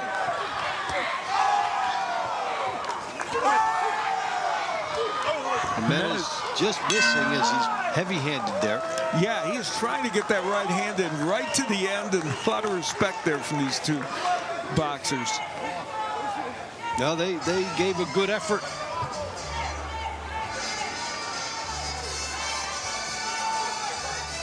Jimenez may be thinking, what happens if I didn't fall? I've been back doing good work. Igbokwe did some great work, and he was doing good offensive work, and then that's where they went down, and yeah, I think 2 things happened. The head hit for Jimenez, and then he had a this round by leg unanimous issue decision as well. by the score of 1-0. Out of the red corner for the San Antonio Snipers, Rafael Trouble Igbokwe. San Antonio leads 9-6. Round 15 is in the cruiserweight division. In the blue corner for the LA Elite, Juan Higuera. In the red corner for the San Antonio Snipers, Adrian Montu Taylor. So Higuera is 10-6 and 7-2 in the PBL. A win last year over Steve Cunningham, which is saying something. And he's got a little pressure on him now with San Antonio out to its largest lead of 9-6. Yeah, and Taylor, who was 16 and 18 in team boxing, very experienced, around the 500 mark, but he beat Nigel Williams in his debut, this season debut, and so he's like to follow up on that. Now he had his first 18 fights, Taylor, in the TBL as a heavyweight, and now he's down to cruiserweight. He's gone down to cruiserweight, and now he's a cruiserweight here. So his first 18 fights in TBL, and then now he's at 199. In this particular drop, I have to think it makes you better, because you're not going to go 205 and face a 280. You're going to be absolutely right in your area. You and I have done pro boxing a long time, and how many cruiserweights have we seen that went up to heavyweight that we thought should have remained a cruiserweight? Yes. And when Orlin Norris, the great champion, went down to cruiserweight, or the heavyweight, he became a champion at cruiserweight. Yes. Bring the best of you. And it's unusual because many fighters do not go down. No, well, they go but a couple do. Yeah. Now, both these men are being pretty aggressive. Taylor has been very good with some body work. And Higuera, who, as you point out, has a little load on his shoulders now to try and stem the tide.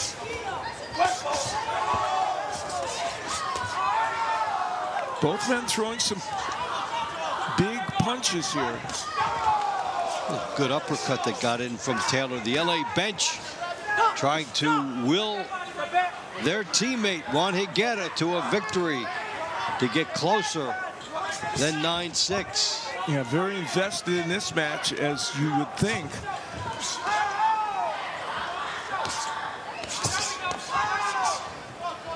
From the distance, Higuera had some good moments. When he gets within punching range, though, Taylor has taken advantage of that with his left hooks and things like that overhand right. Even with the attack coming at him from Higuera, he's comfortable against the ropes. Then the trick is to convince the judges that you were being offensive when you were on the ropes. And Taylor, as a pro, 14-4, he fought Marcus Brown, a former world champion, so he's been in against very tough people during the course of his career. Two good right hands by Higuera, and Taylor right back. And Taylor's doing a lot of holding on the inside, but that is strategic on his part. I don't know if it's even for a breather. He just wants to reset and see if he can come in and attack again. That was an interesting and fun round. The last three have been exceptionally good. And you always get that sense around the end of the middle rounds that is something about this one team going to pull away here. Yeah, and Higuera came in hoping he could turn the tide. He landed a nice left hook there, but Taylor did some good work on the inside as well. A nice short right by Higuera. At the score of 1-0, out of the red corner for the San Antonio Snipers, Adrian Montu Taylor. A superb San middle Antonio leads 10-6. round swing coming up by San Antonio. They've been very good from round 16 round 12 on. Is in the heavyweight division. In the blue corner for the LA Elite, Joey DeWico. In the red corner for the San Antonio Snipers, Travaris the Bear Fiend. Well, Joey DeWico, one of the more popular fighters on the TBL circuit, had a win over Stanley Wright in Mega Brawl last year. Philly had it until the very end, and he's up against Vigne. Yeah, they call Duica the tank. I wonder why.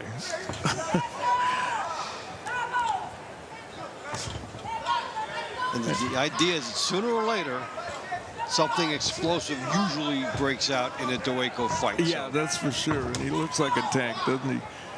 Working the body, and Vigne is, he's a very solid Team Boxing League performer at 15-8. He controlled Jarvis Jones of Houston totally in their season debut and looked very good in the process.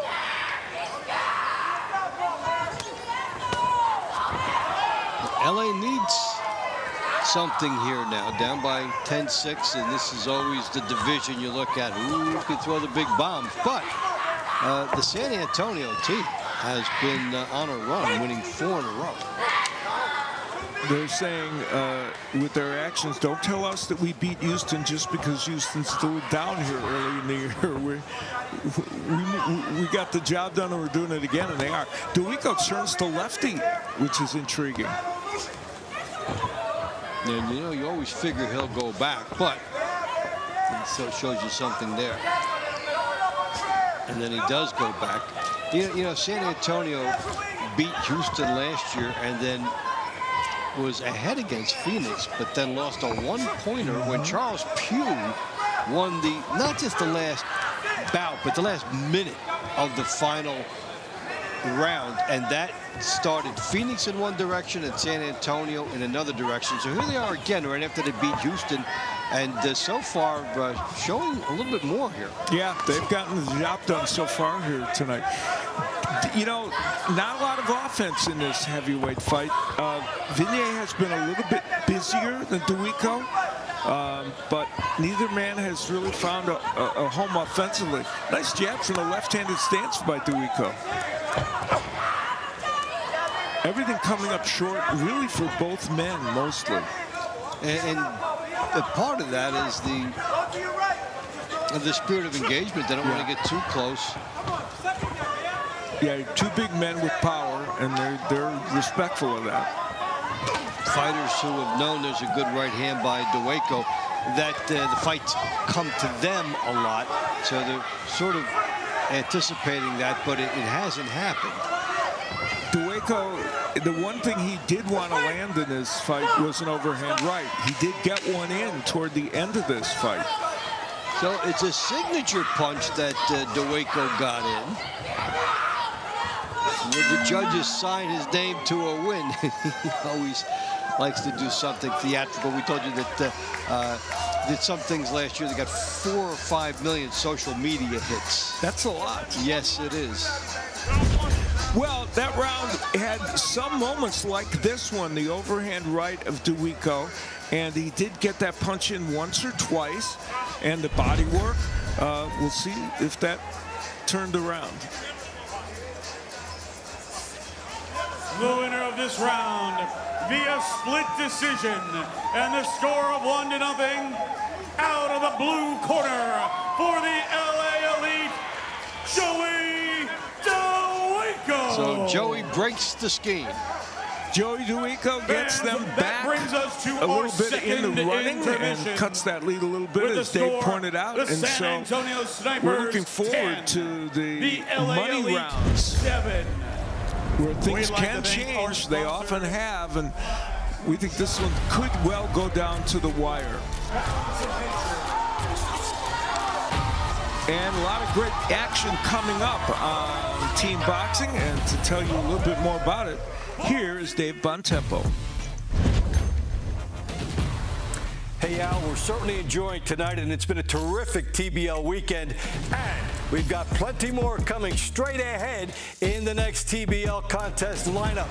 We'll start it on Friday night. when Phoenix goes to Nashville.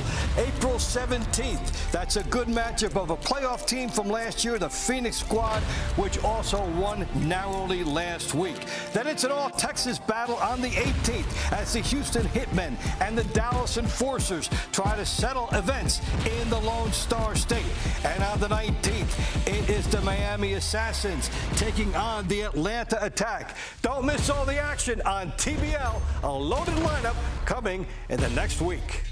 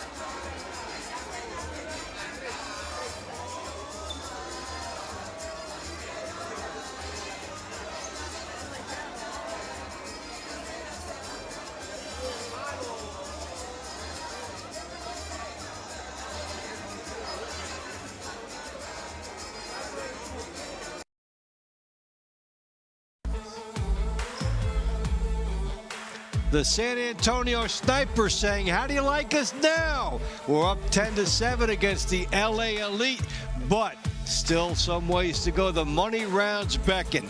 Dave Bontempo and Al Bernstein with you, and we had quite a good set of rounds in the middle rounds. We did, for sure. You know, San Antonio starting that set of rounds very, very effectively, but things at least got a little more manageable for LA when Joey DeWico came back. He broke the losing streak for them. Yeah. And we had some big highlight rounds in there early on. Yeah, we did indeed. Jose Rodriguez and Francis Saya had a really, really good matchup. And Rodriguez getting a knockdown, which some might dispute. He had Saya in trouble, landed a good right hand, but then a push down, but the referee called it a knockdown. That created an extra point for LA, which was a key for them for sure. Before then San Antonio started to go on a big run, and here was where we had Raul Solomon and Obed Bartiel blasting away, and Bartiel showing the difference in hand speed might have been just the edge he needed to get the win in this one.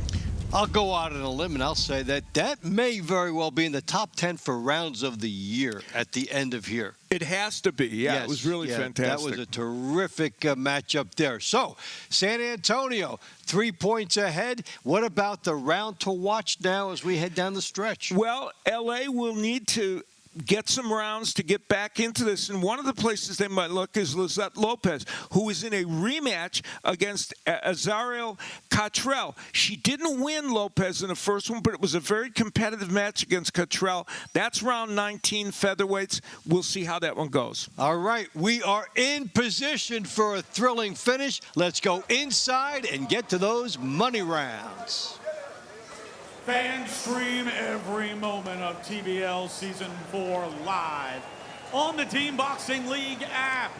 Available on Apple TV 4K, Roku, Amazon Fire TV, iPhone, and Android devices. Don't miss a second of TBL action with the Team Boxing League app. Welcome to the money rounds. Round 17 is in the bantamweight division. In the blue corner for the LA Elite, Elena Manduano. In the red corner for the San Antonio Snipers, former USA national team member Isabel La China Vasquez. All right, the money rounds beckon, and this is a rematch of the first battle between them, won by Vasquez.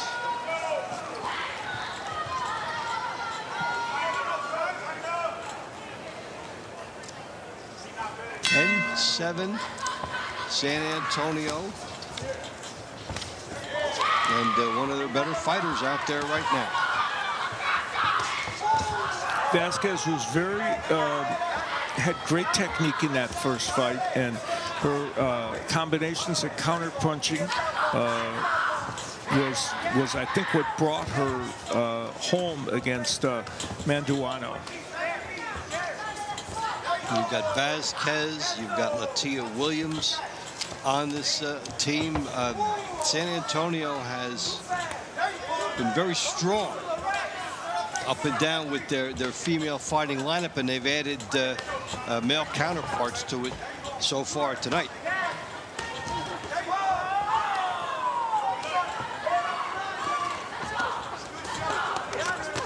Good action on the inside as they're both taking their opportunities.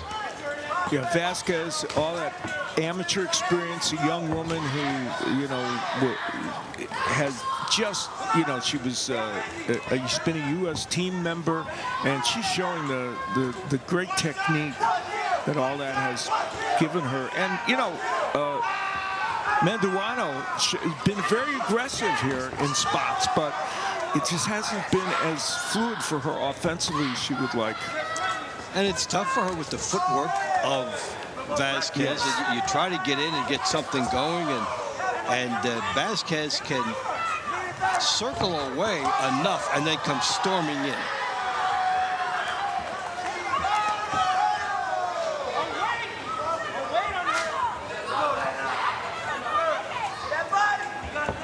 An example of what has been laid out as it's difficult for Manduano to get inside on Vasquez.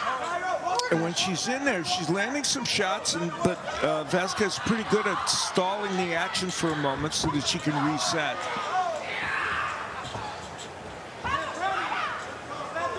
If you're Vasquez in this type of a stylistic matchup, they like the ring as big as it can get. Yeah. And she has made it bigger. She has. She's used it very well and still managed to attack.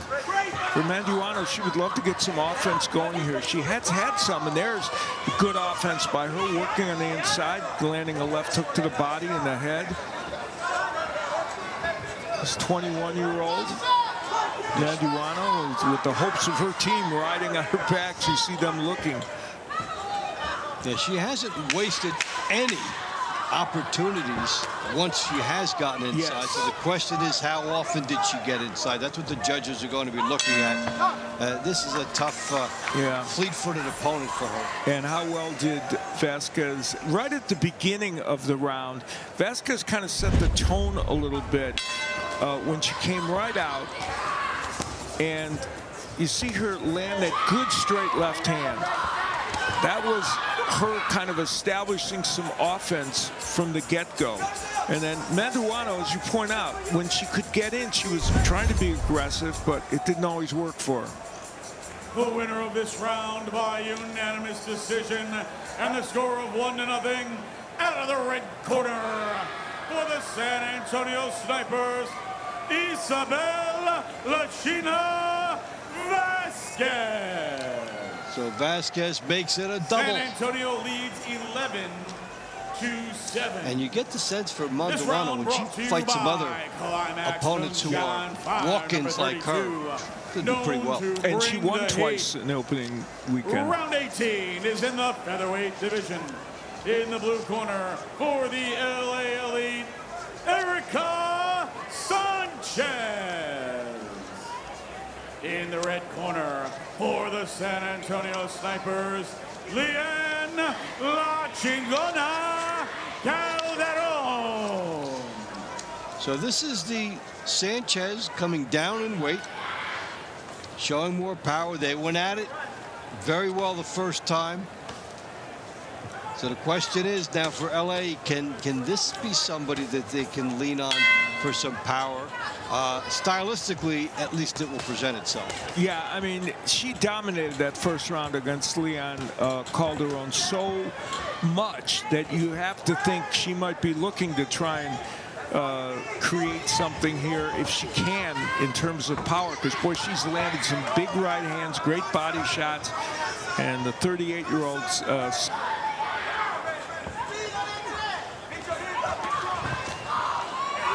when you're down by 4, without a power bonus point, you have to sweep. Yeah, you almost do. And they had to be feeling good about this matchup sitting here because Sanchez did control that first round so much as she's doing now. Though a little less dramatically, to be honest. Calderon, one of the adjustments she's making is keeping her hands high and showing a little more movement. And what that's doing, at least, is preventing Sanchez from landing all the power punches she landed in that first encounter. But Sanchez still doing a good job. Well, a good job has to work harder to find Calderon.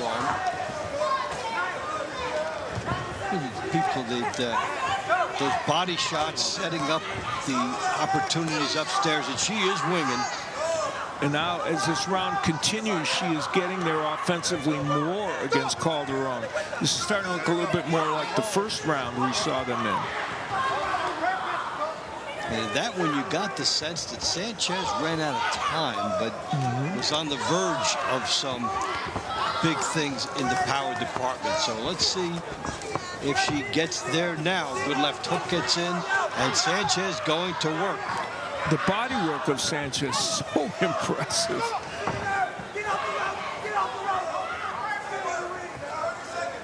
Leon Calderon really kind of in a holding on mode here, where she's trying to do enough offensively to keep the onslaught away and not give up more points. That was one of the better overhand rights Sanchez has landed in these 2 rounds. So Sanchez plowing ahead, more dominance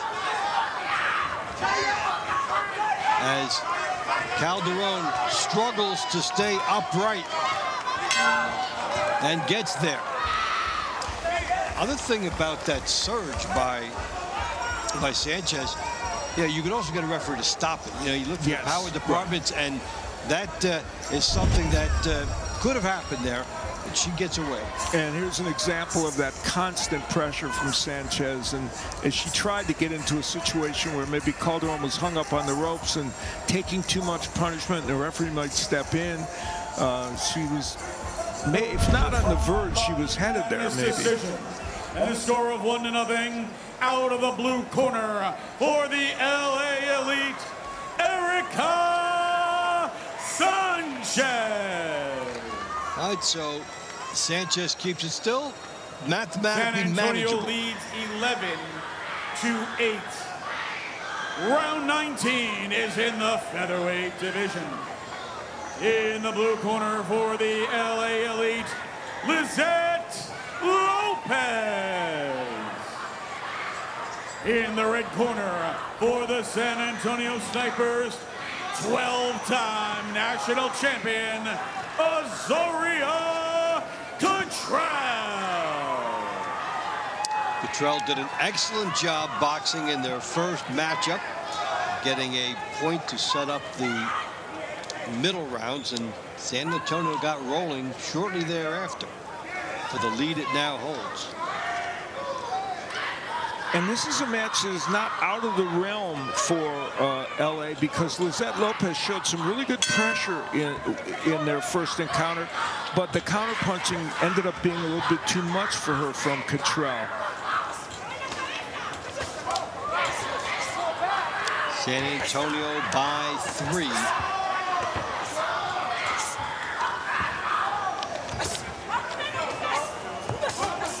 And Cottrell is so young at 19, but boy, she looks like an experienced veteran, doesn't she, from all the amateur experience? You really do see it. She's back on the rope, but firing with the proper angles and picking off Lopez as she's coming to her.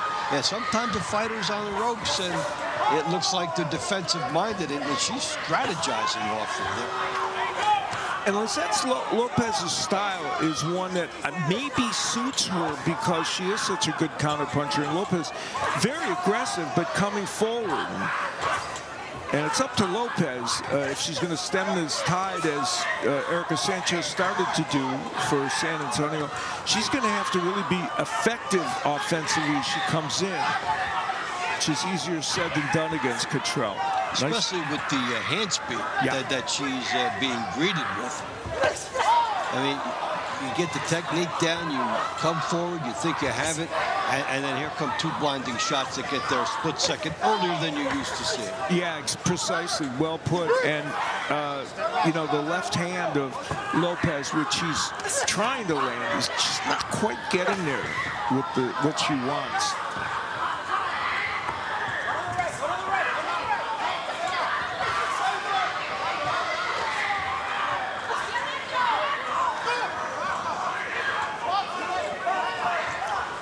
Lopez, one of those fighters, as you mentioned, has not fought as a pro. She had 1 pro fight, but she's really concentrated on Team Boxing League since its inception. This is her pro career here with Team Boxing, and she treats it that way. But tonight, she's run into a very precise young woman in the ring. A buzzsaw credentials for Cottrell. Because Lopez feels like, I'm doing everything. Yeah, now and Lopez landing now some good straight left hands and some good shots. This is her best offensive work, and is finally getting through to Cottrell. Stylistically, she's been close to this all night, and finally starting to break through and letting the hands go. And that's what will make this one a very sterling round, too. The last 30 seconds of this round has been so good for Lopez that she could be on the verge of changing this totally. And the counter punches from Cottrell have not been discouraging her at all, and she's landing. Wow, that was fascinating, and her teammates excited. Yeah, about that turnaround. And the fact that she kept at it. She was pushing the pace all night, always looking at the angles, and here she gets rewarded. And unlike earlier parts of the first round in this one, where her punches weren't landing, they were getting through. Superb performance by The both winner women. of this round by split decision. And the score of 1-0 out of the blue corner for the LA Elite, Lizette Lopez. So mark that one. San Antonio leads 11-9. Fans, if you're watching these athletes give everything in the ring, ask yourself, how can you supplement like them? Balance of Nature is offering 35% off tonight only with code TEAM at balanceofnature.com. Round 20 is in the super middleweight division. In the blue corner for the LA Elite, multi-time California Golden Gloves champion and national champion, Raul Solomon. In the corner for the San Antonio Snipers, former national champion, Obed Bartiel. Okay, gentlemen, what can you do for an encore? Phenomenal round between them before. That was back in round 13. What do they have in the tank? Well, Godfather 2 is almost as good as Godfather 1. Some say better. So let's see if these two gentlemen could do that. A sequel that won many awards. What about this one? They both look pumped up and ready to go. And the issue for Raul Solomon is he's got to get on the inside. And once he gets there, unfortunately, Barty L is also a good inside fighter. And you get a look at Bartiel, who had such a terrific round. Movie fan, and he likes the Scream in the horror series, okay? So he likes that excitement, the Scream series, so he's definitely brought a lot of drama into here. And of course, you see a multiple Team USA member. Yeah, he would, I mean, 300 amateur fights. He's just very well schooled. Now, Solomon is a great pressure fighter, and we saw some of that in that first round. This one's been fought at a less frenetic pace so far, but we're only a minute into it. And Barty L has done a good job of keeping this fight at long range, which is probably in his favor, even though he can work on the inside. He worked on the inside, but it was such there's split decisions, and then there's whisker split decisions. Yes, exactly. And he got the nod in that one, so you could see the adjustment, and taking on a different type of a personality here. Oh, he's not fighting as a righty. Barty L, I'll tell you what, that left hook is probably an underappreciated weapon when people think of him. I don't know if that's the thing they think of most. He has a great left hook from the right-hand stance, which he's not always in. That may be one reason it shocks people. Yeah, that's not him. Yeah. Oh, it is? Okay. Yeah, good point. And Solomon's now starting to get some work done on the inside, and lands a nice right, but takes a right hand. Here we go. Yes, strap in. Phenomenal first round, and here they are trying to leave everything out there in the final minute of the rematch of a tight battle. 11-9 San Antonio. So much on the line right now in this next 30 seconds for the entire match. And Bartiel has decided to stay in the pocket. Well, now he's moving out a little bit. He stayed in the pocket with Solomon. San Antonio was maybe 40 seconds away from going to 12-8, but Lizette Lopez changed that with a terrific surge and stole that point back. And here we are, another point up for grabs. Good work here by San Antonio. Wow, and I'll tell you what, the only difference here is Solomon will land one or two really solid shots on the inside, but Bartiel will land a bunch. Have put on a show. That was a great round. Solomon thinks he did enough to win this, and maybe he did. He did some great work on the inside. There's the hand speed of Bartiel.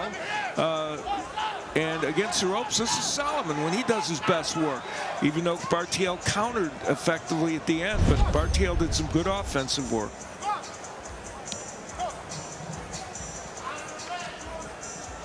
The winner of this round by split decision, a score of 1-0. Out of the red corner for the San Antonio Snipers, Obed Bartiel. Two of the hardest points a fighter can ever get. San Antonio leads 12-9. So San Antonio gets the 3-point lead back in a terrific sequel between Solomon and Bartiel, Sanchez, Lizette Lopez, a lot of stars coming down the stretch in the money rounds.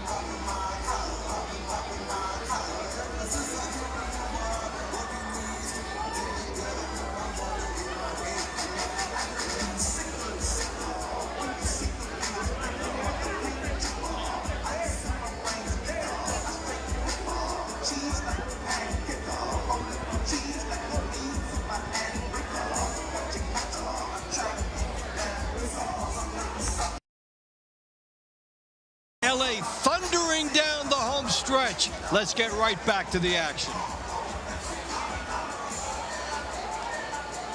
Round 21 is in the lightweight division.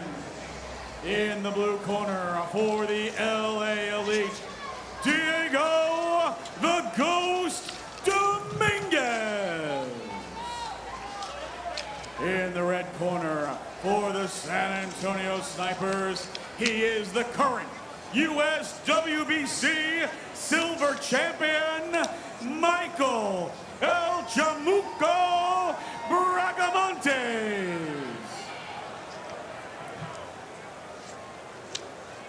Rematch from an earlier win by Bracamontes.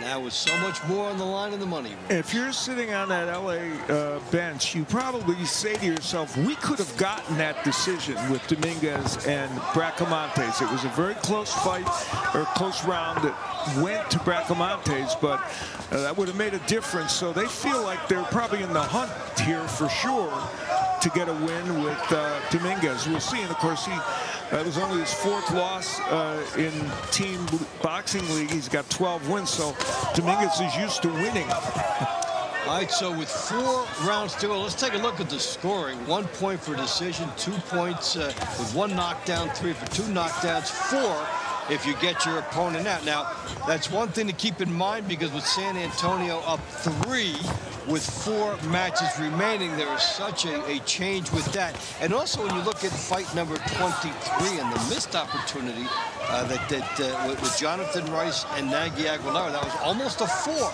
Very so close. It's been that tight of a match between the 2 teams. There were a couple missed opportunities for them. One was maybe a decision or 2 that went against them. And this one, by the way, is turning out to be an even more exciting round than the first one these 2 men had. Bracamontes doing a little more offense than he did in the first one, even though he ended up winning that one. It was more strategic. Here they're going at it on the inside a little bit more. Maybe hard to be composed and technical in the money rounds with all the team excitement, and all of a sudden your adrenaline gets up and you say, can I afford to really wait? I don't know. It's a good point. Even a fighter like Bracamontes, who's more of a counter-puncher and setting traps, but he is battling on the inside with Dominguez, and this has been a really good round. As Dominguez cutting loose with some excellent left hooks. Good examples of it there. Both men working well on the inside. I think Bracamontes has done a better job inside than he did the first time they met each other. And he punctuates that with the right hand, but this is a very close round.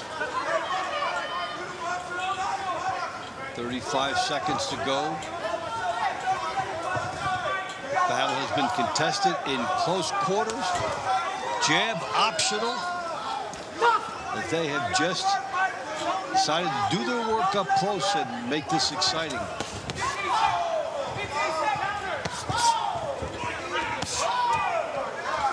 The 2 guys really fighting hard to get an opening. A couple of good shots get in by Bracamontes. Bracamontes at range with that right hand has been effective here. I actually think Bracamontes, whether he gets his decision or not, did a better job offensively in this one than the one he definitely already won. We'll see. You know, the subtleties, even no matter what happens, there's been an improvement and something he found. Yeah, he just got more aggressive, and he found out he could fight on the inside with Dominguez as well. So, and he did it well. We'll see. All right, so it's a taut thriller 12-9, and every decision now has major implications. The winner of this round by unanimous decision, and a score of 1-0, out of the red corner for the San Antonio Snipers, Michael El Chamuco Bracamontes. Big point he gets for San Antonio. San Antonio leads 13-9.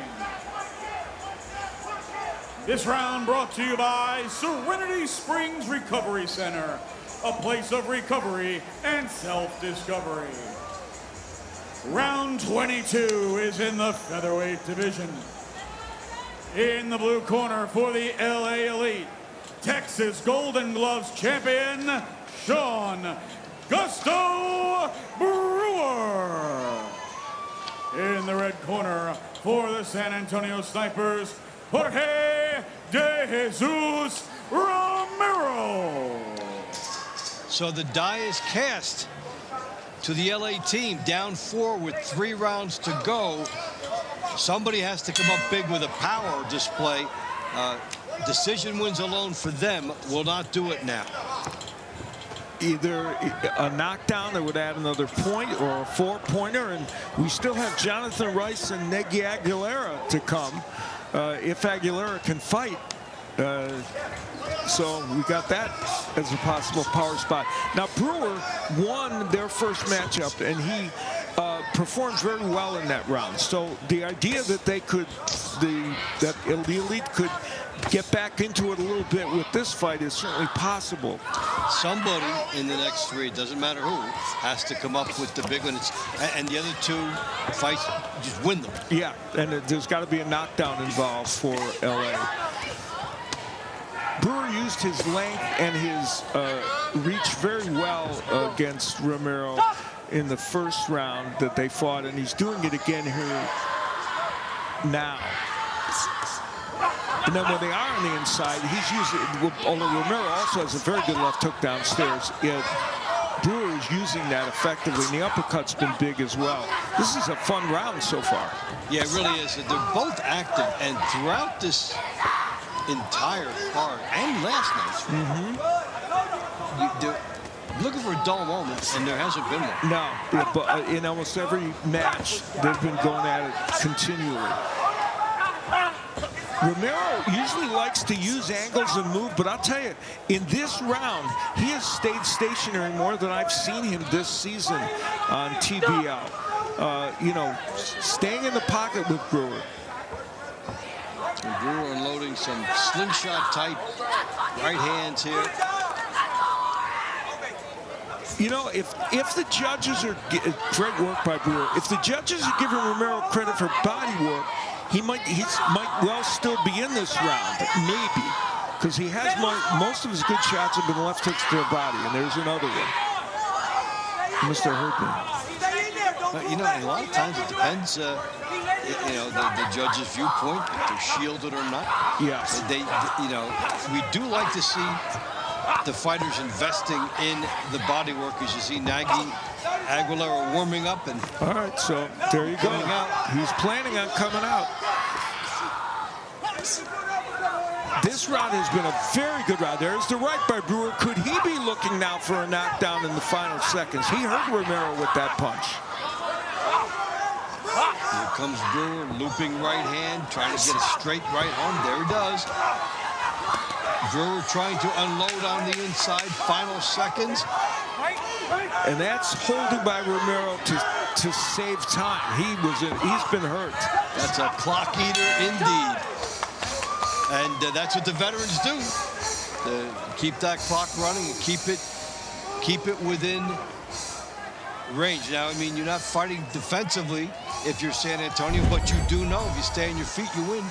That was a terrific round. There's the right hand that stunned Romero with about 30 seconds left in the round.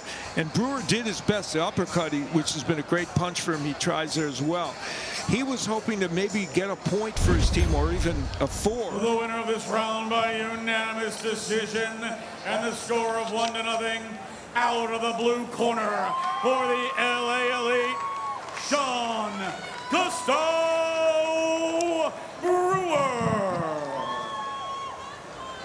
San Antonio leads 13-10. So how important was the Bracamontes Round close 23 win? is in the heavyweight division.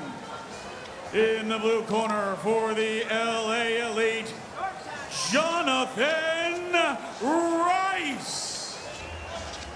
In the red corner for the San Antonio Snipers, Nagy Dominican Dynamite Aguilera. All right, the table is set. The drama is set up. Will this be the round that the knockout happens? We haven't had one tonight. And so much on the line here with San Antonio up 3 points, and a knockout is worth 4. And the question for Aguilera is he all the way back physically from being hurt in that opening round against Rice? And will Rice be more aggressive if he gets him in trouble? Yeah, Rice did hurt him at the end of their first encounter and was not able to follow up. So it's a countdown. And there was enough time for Rice. You know, he backed off and really then engaged. But we'll see. And can he hurt him with another right hand? The right hand was the punch of choice for Rice that really landed against Aguilera. The interesting thing is, and there it is. There's that right hand again by Rice. Can Rice deliver the goods to put LA ahead?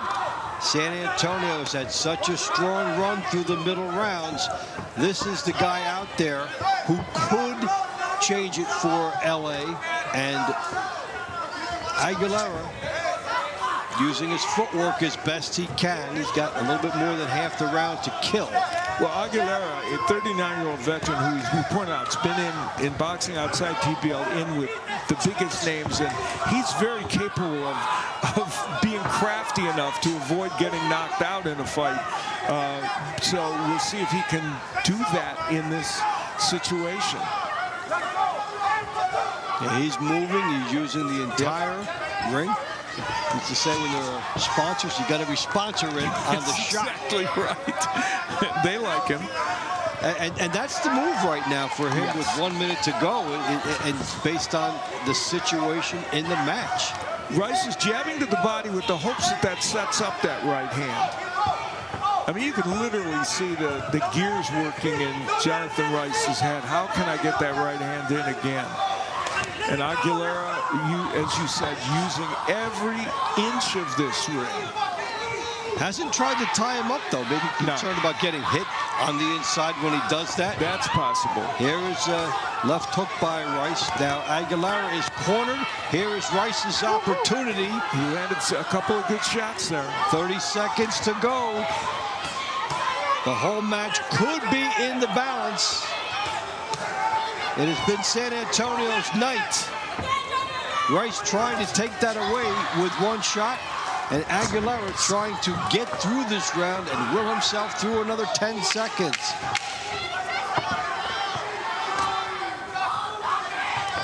Aguilera gets plaudits for staying on his feet. He did his job. Probably a point for Rice, but San Antonio avoids the big one.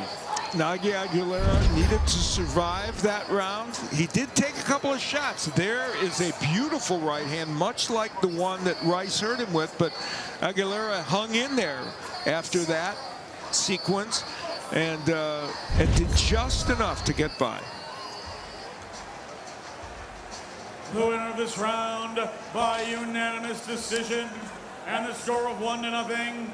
Out of the blue corner for the LA Elite, Jonathan Rice.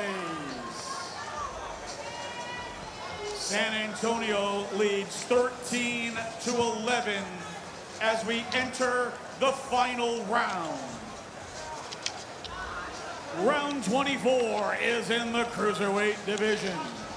In the blue corner for the LA Elite, Juan Higuera.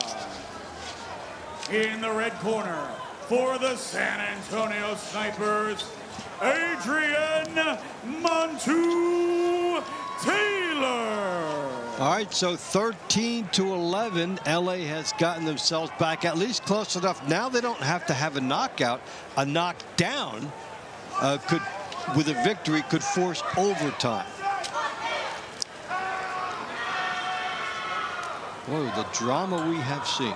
Juan Higuera, as a professional, has had 3 KO wins in his career. And has had 3 knockouts, period, as a team boxing league fighter. So he's in the right spot for his team. And, the coaches, this is where a lot of this comes in for round 24. If we need points, we need a knockout or knockdown. Who do we trust? And they trust Juan Higuera. Adrian Taylor is his opponent. 2 points for San Antonio. A decision either way. San Antonio gets the team win. A knockdown by LA. Plus a victory would make it even. And then we would be going into overtime. Higuera, if he's going to get that knockdown, it's likely going to come from the right hand. That he has a very good right, and he uses the jab to set it up.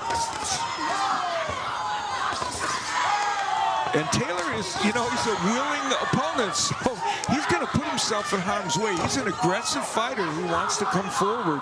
And, of course, he was able to win that first round against Higuera. It's always interesting to find where the sweet spot is in a situation like this, where you're protecting a 2-point lead for your team, but you don't want to walk into trouble, but you don't want to take yourself out of who you are. This is when the team concept of boxing really, it just intersects with boxing being a singular sport.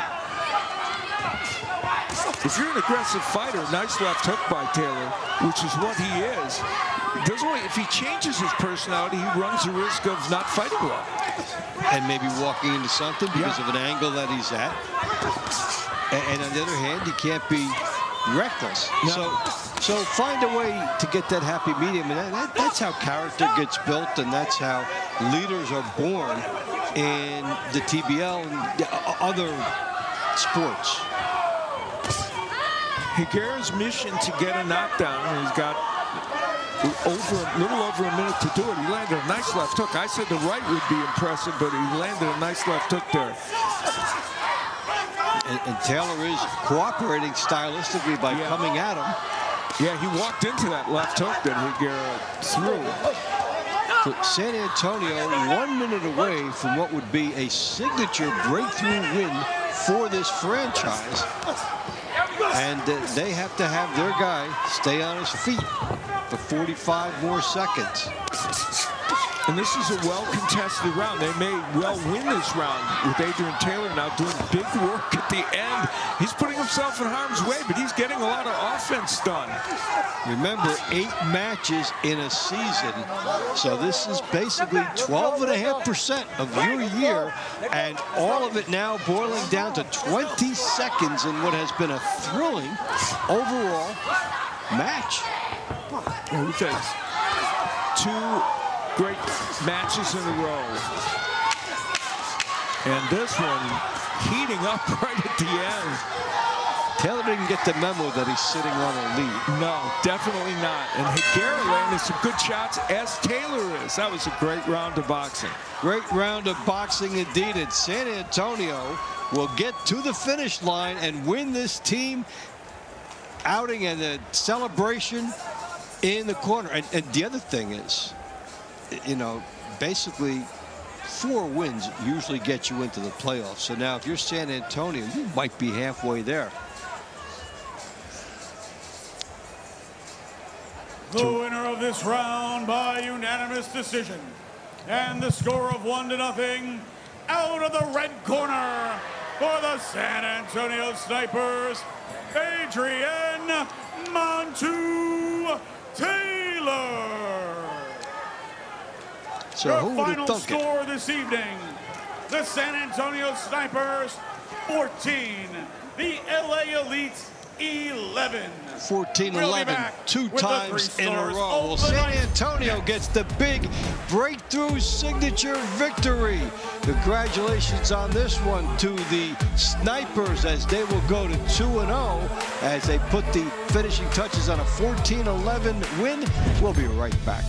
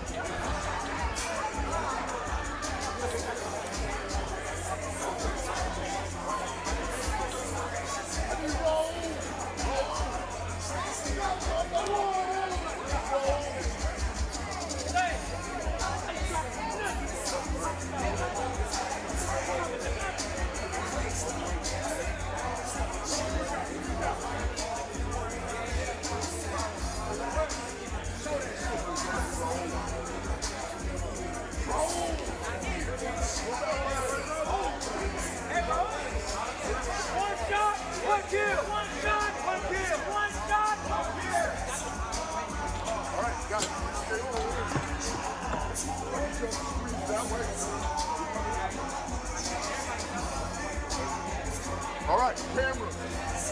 We're gonna go. Right here, talk over the round of the night. This is store number 1, store number 2, store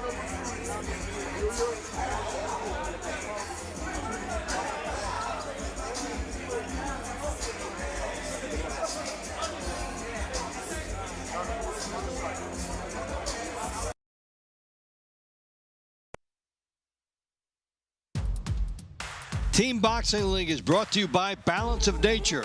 In boxing, consistency beats intensity. Balance of Nature supplements help you stay consistent with ingredients of whole foods you can easily slot into your daily routine. Go to balanceofnature.com, use code TEAM, and start today. Well, what about the Balance of Nature star of the fight? Well, we will go back into the middle rounds for this, Al, and see a big turning point. Yeah, Jose Rodriguez battling away here and getting what turned out to be an important knockdown that pressure was being put on. Yeah, that helped keep LA into the mix of this fight. All right, let's get the honor roll for tonight. We'll take it back inside. Our final score here this evening, the San Antonio Snipers defeat the LA Elite 14-11.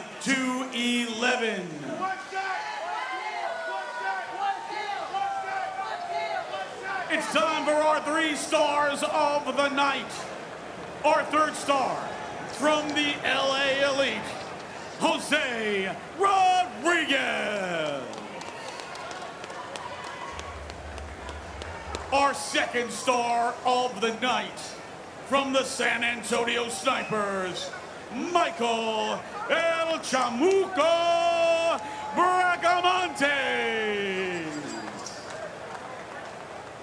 Our number 1 star of the evening for the San Antonio Snipers, Obed Radar Bartiel.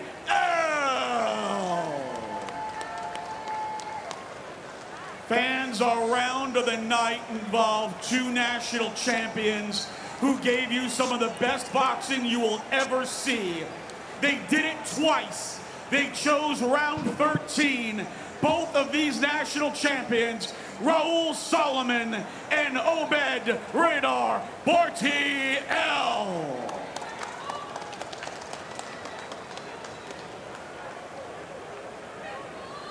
Coach Manny, great night tonight. I know LA didn't come out with the win tonight. However, you guys had some really shining moments. Anything that you put in there to be able to get the energy to continue to go to try to pull this off tonight? Oh, you know, these guys are, they're warriors, man. They work hard. They give it all. I mean, I honestly thought, some of the fights could have gone our way, but it is what it is. I mean, congratulations to San Antonio, and it was a great fight. Many split decisions, very close. There was such a competitive contest in many of those fights. Anything that you're taking away from this that to go back with the team when you have close moments like this to be able to push them ahead going forward? Of course, there's always room for improvement. We're going to go back to the gym and the drawing boards and work harder. You guys have an excellent trip back home. Thank you for an amazing performance tonight. Thank you very much. Coach AC. Well.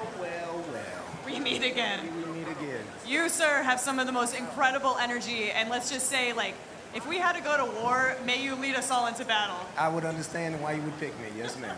Yes, ma'am. I would say that beautiful coaching style, you're so involved with the athletes, you're pushing that energy forward. It just goes to show, I know you said, I hope that the selection process that you had for your team worked out. I think you nailed it. Listen, when I scouted these teams, I've been in the league for almost 4 seasons. I've been the head coach of 2 different teams, and I can identify talent when I see it. I just need them to prove me right. I don't need them to prove me wrong. Listen, this team is the most offensive, dynamic, and the most important, the most intelligent fighters I've ever had an opportunity to work with. So really, it's not me, it's actually all of those people out there that put on this uniform and make it happen. And that's what makes you an amazing leader. Thank you so much. Great performance tonight out of you, coach, and out of your team.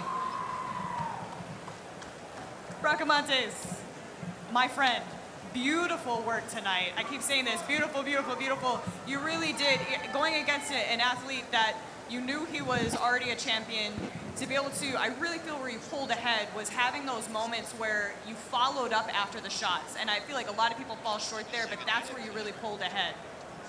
I mean, I try to do what I got to do, come out on top, and that's it. Absolutely. Any thoughts when you're in those exchanges that help you stay in the zone and stay focused? I mean, I know I train hard in the gym, so, it's at the end of the day, it's easy work. Fair enough. Simple as that. Thank you. Obed, he's already got the snacks, man. I'm fat, man. I'm a fat boy. I like to eat. Listen, we had the conversation earlier. I knew that round 13 was going to be an absolute banger. You went in there that first round 13, meeting with Solomon. You decided to sit in there and trade, and then you went into the next round in the money rounds, and you said, all right, we're going to switch it up a little bit. Also bang a little bit, but switch it up. What was going through your mind? I'm a smart guy. I would say I'm a smart guy. Despite what other people may think, I'm a smart guy. My coach was a little frustrated with me. He doesn't feel like I should trade as much, but in my head, with a guy like that, he's a tough guy, for sure. Coming into the season, I want to know who the best is, so I do my research. I look into things. I see he's a tough guy. I see he's real aggressive, strong punching, strong chin. So my thought process is to get in there, hey, develop that respect early. Go in there, put my foot down, touch body, touch his chin, see what it really has. And he definitely gave it back. So after that, it's like, okay, I got that dub. I put it in the bag. I got a lot of tricks on my sleeve. So that second round, it was easier to get in there and just move around, check, jab, move my head a little bit more, box around, dance a little bit. Beautifully said. You did a great job tonight. Enjoy that win. Congratulations to you and your team. A beautiful performance to be able to end week 3. Dave, Al, let's wrap this up tonight. Thank you, Amelia. And Al, this was, we were on the edge of our seats all night with this one. We were. The Elite again falls just barely short, which has got to be so frustrating for them. But for San Antonio, they get a second win, and as you pointed out, showed they belong in the playoff picture. A big move for the San Antonio Hitmen, the San Antonio Snipers. So congratulations to Coach A.C. Bryant, who definitely gets the big win here. And we had drama all the way throughout in this taut thriller. Thank you for being with us. For my buddy Al Bernstein, for all the great work of the people in the truck, for Amelia Moore and the Team Boxing League. This is Dave Bontempo saying so long. We'll see you soon, everybody, on TBL.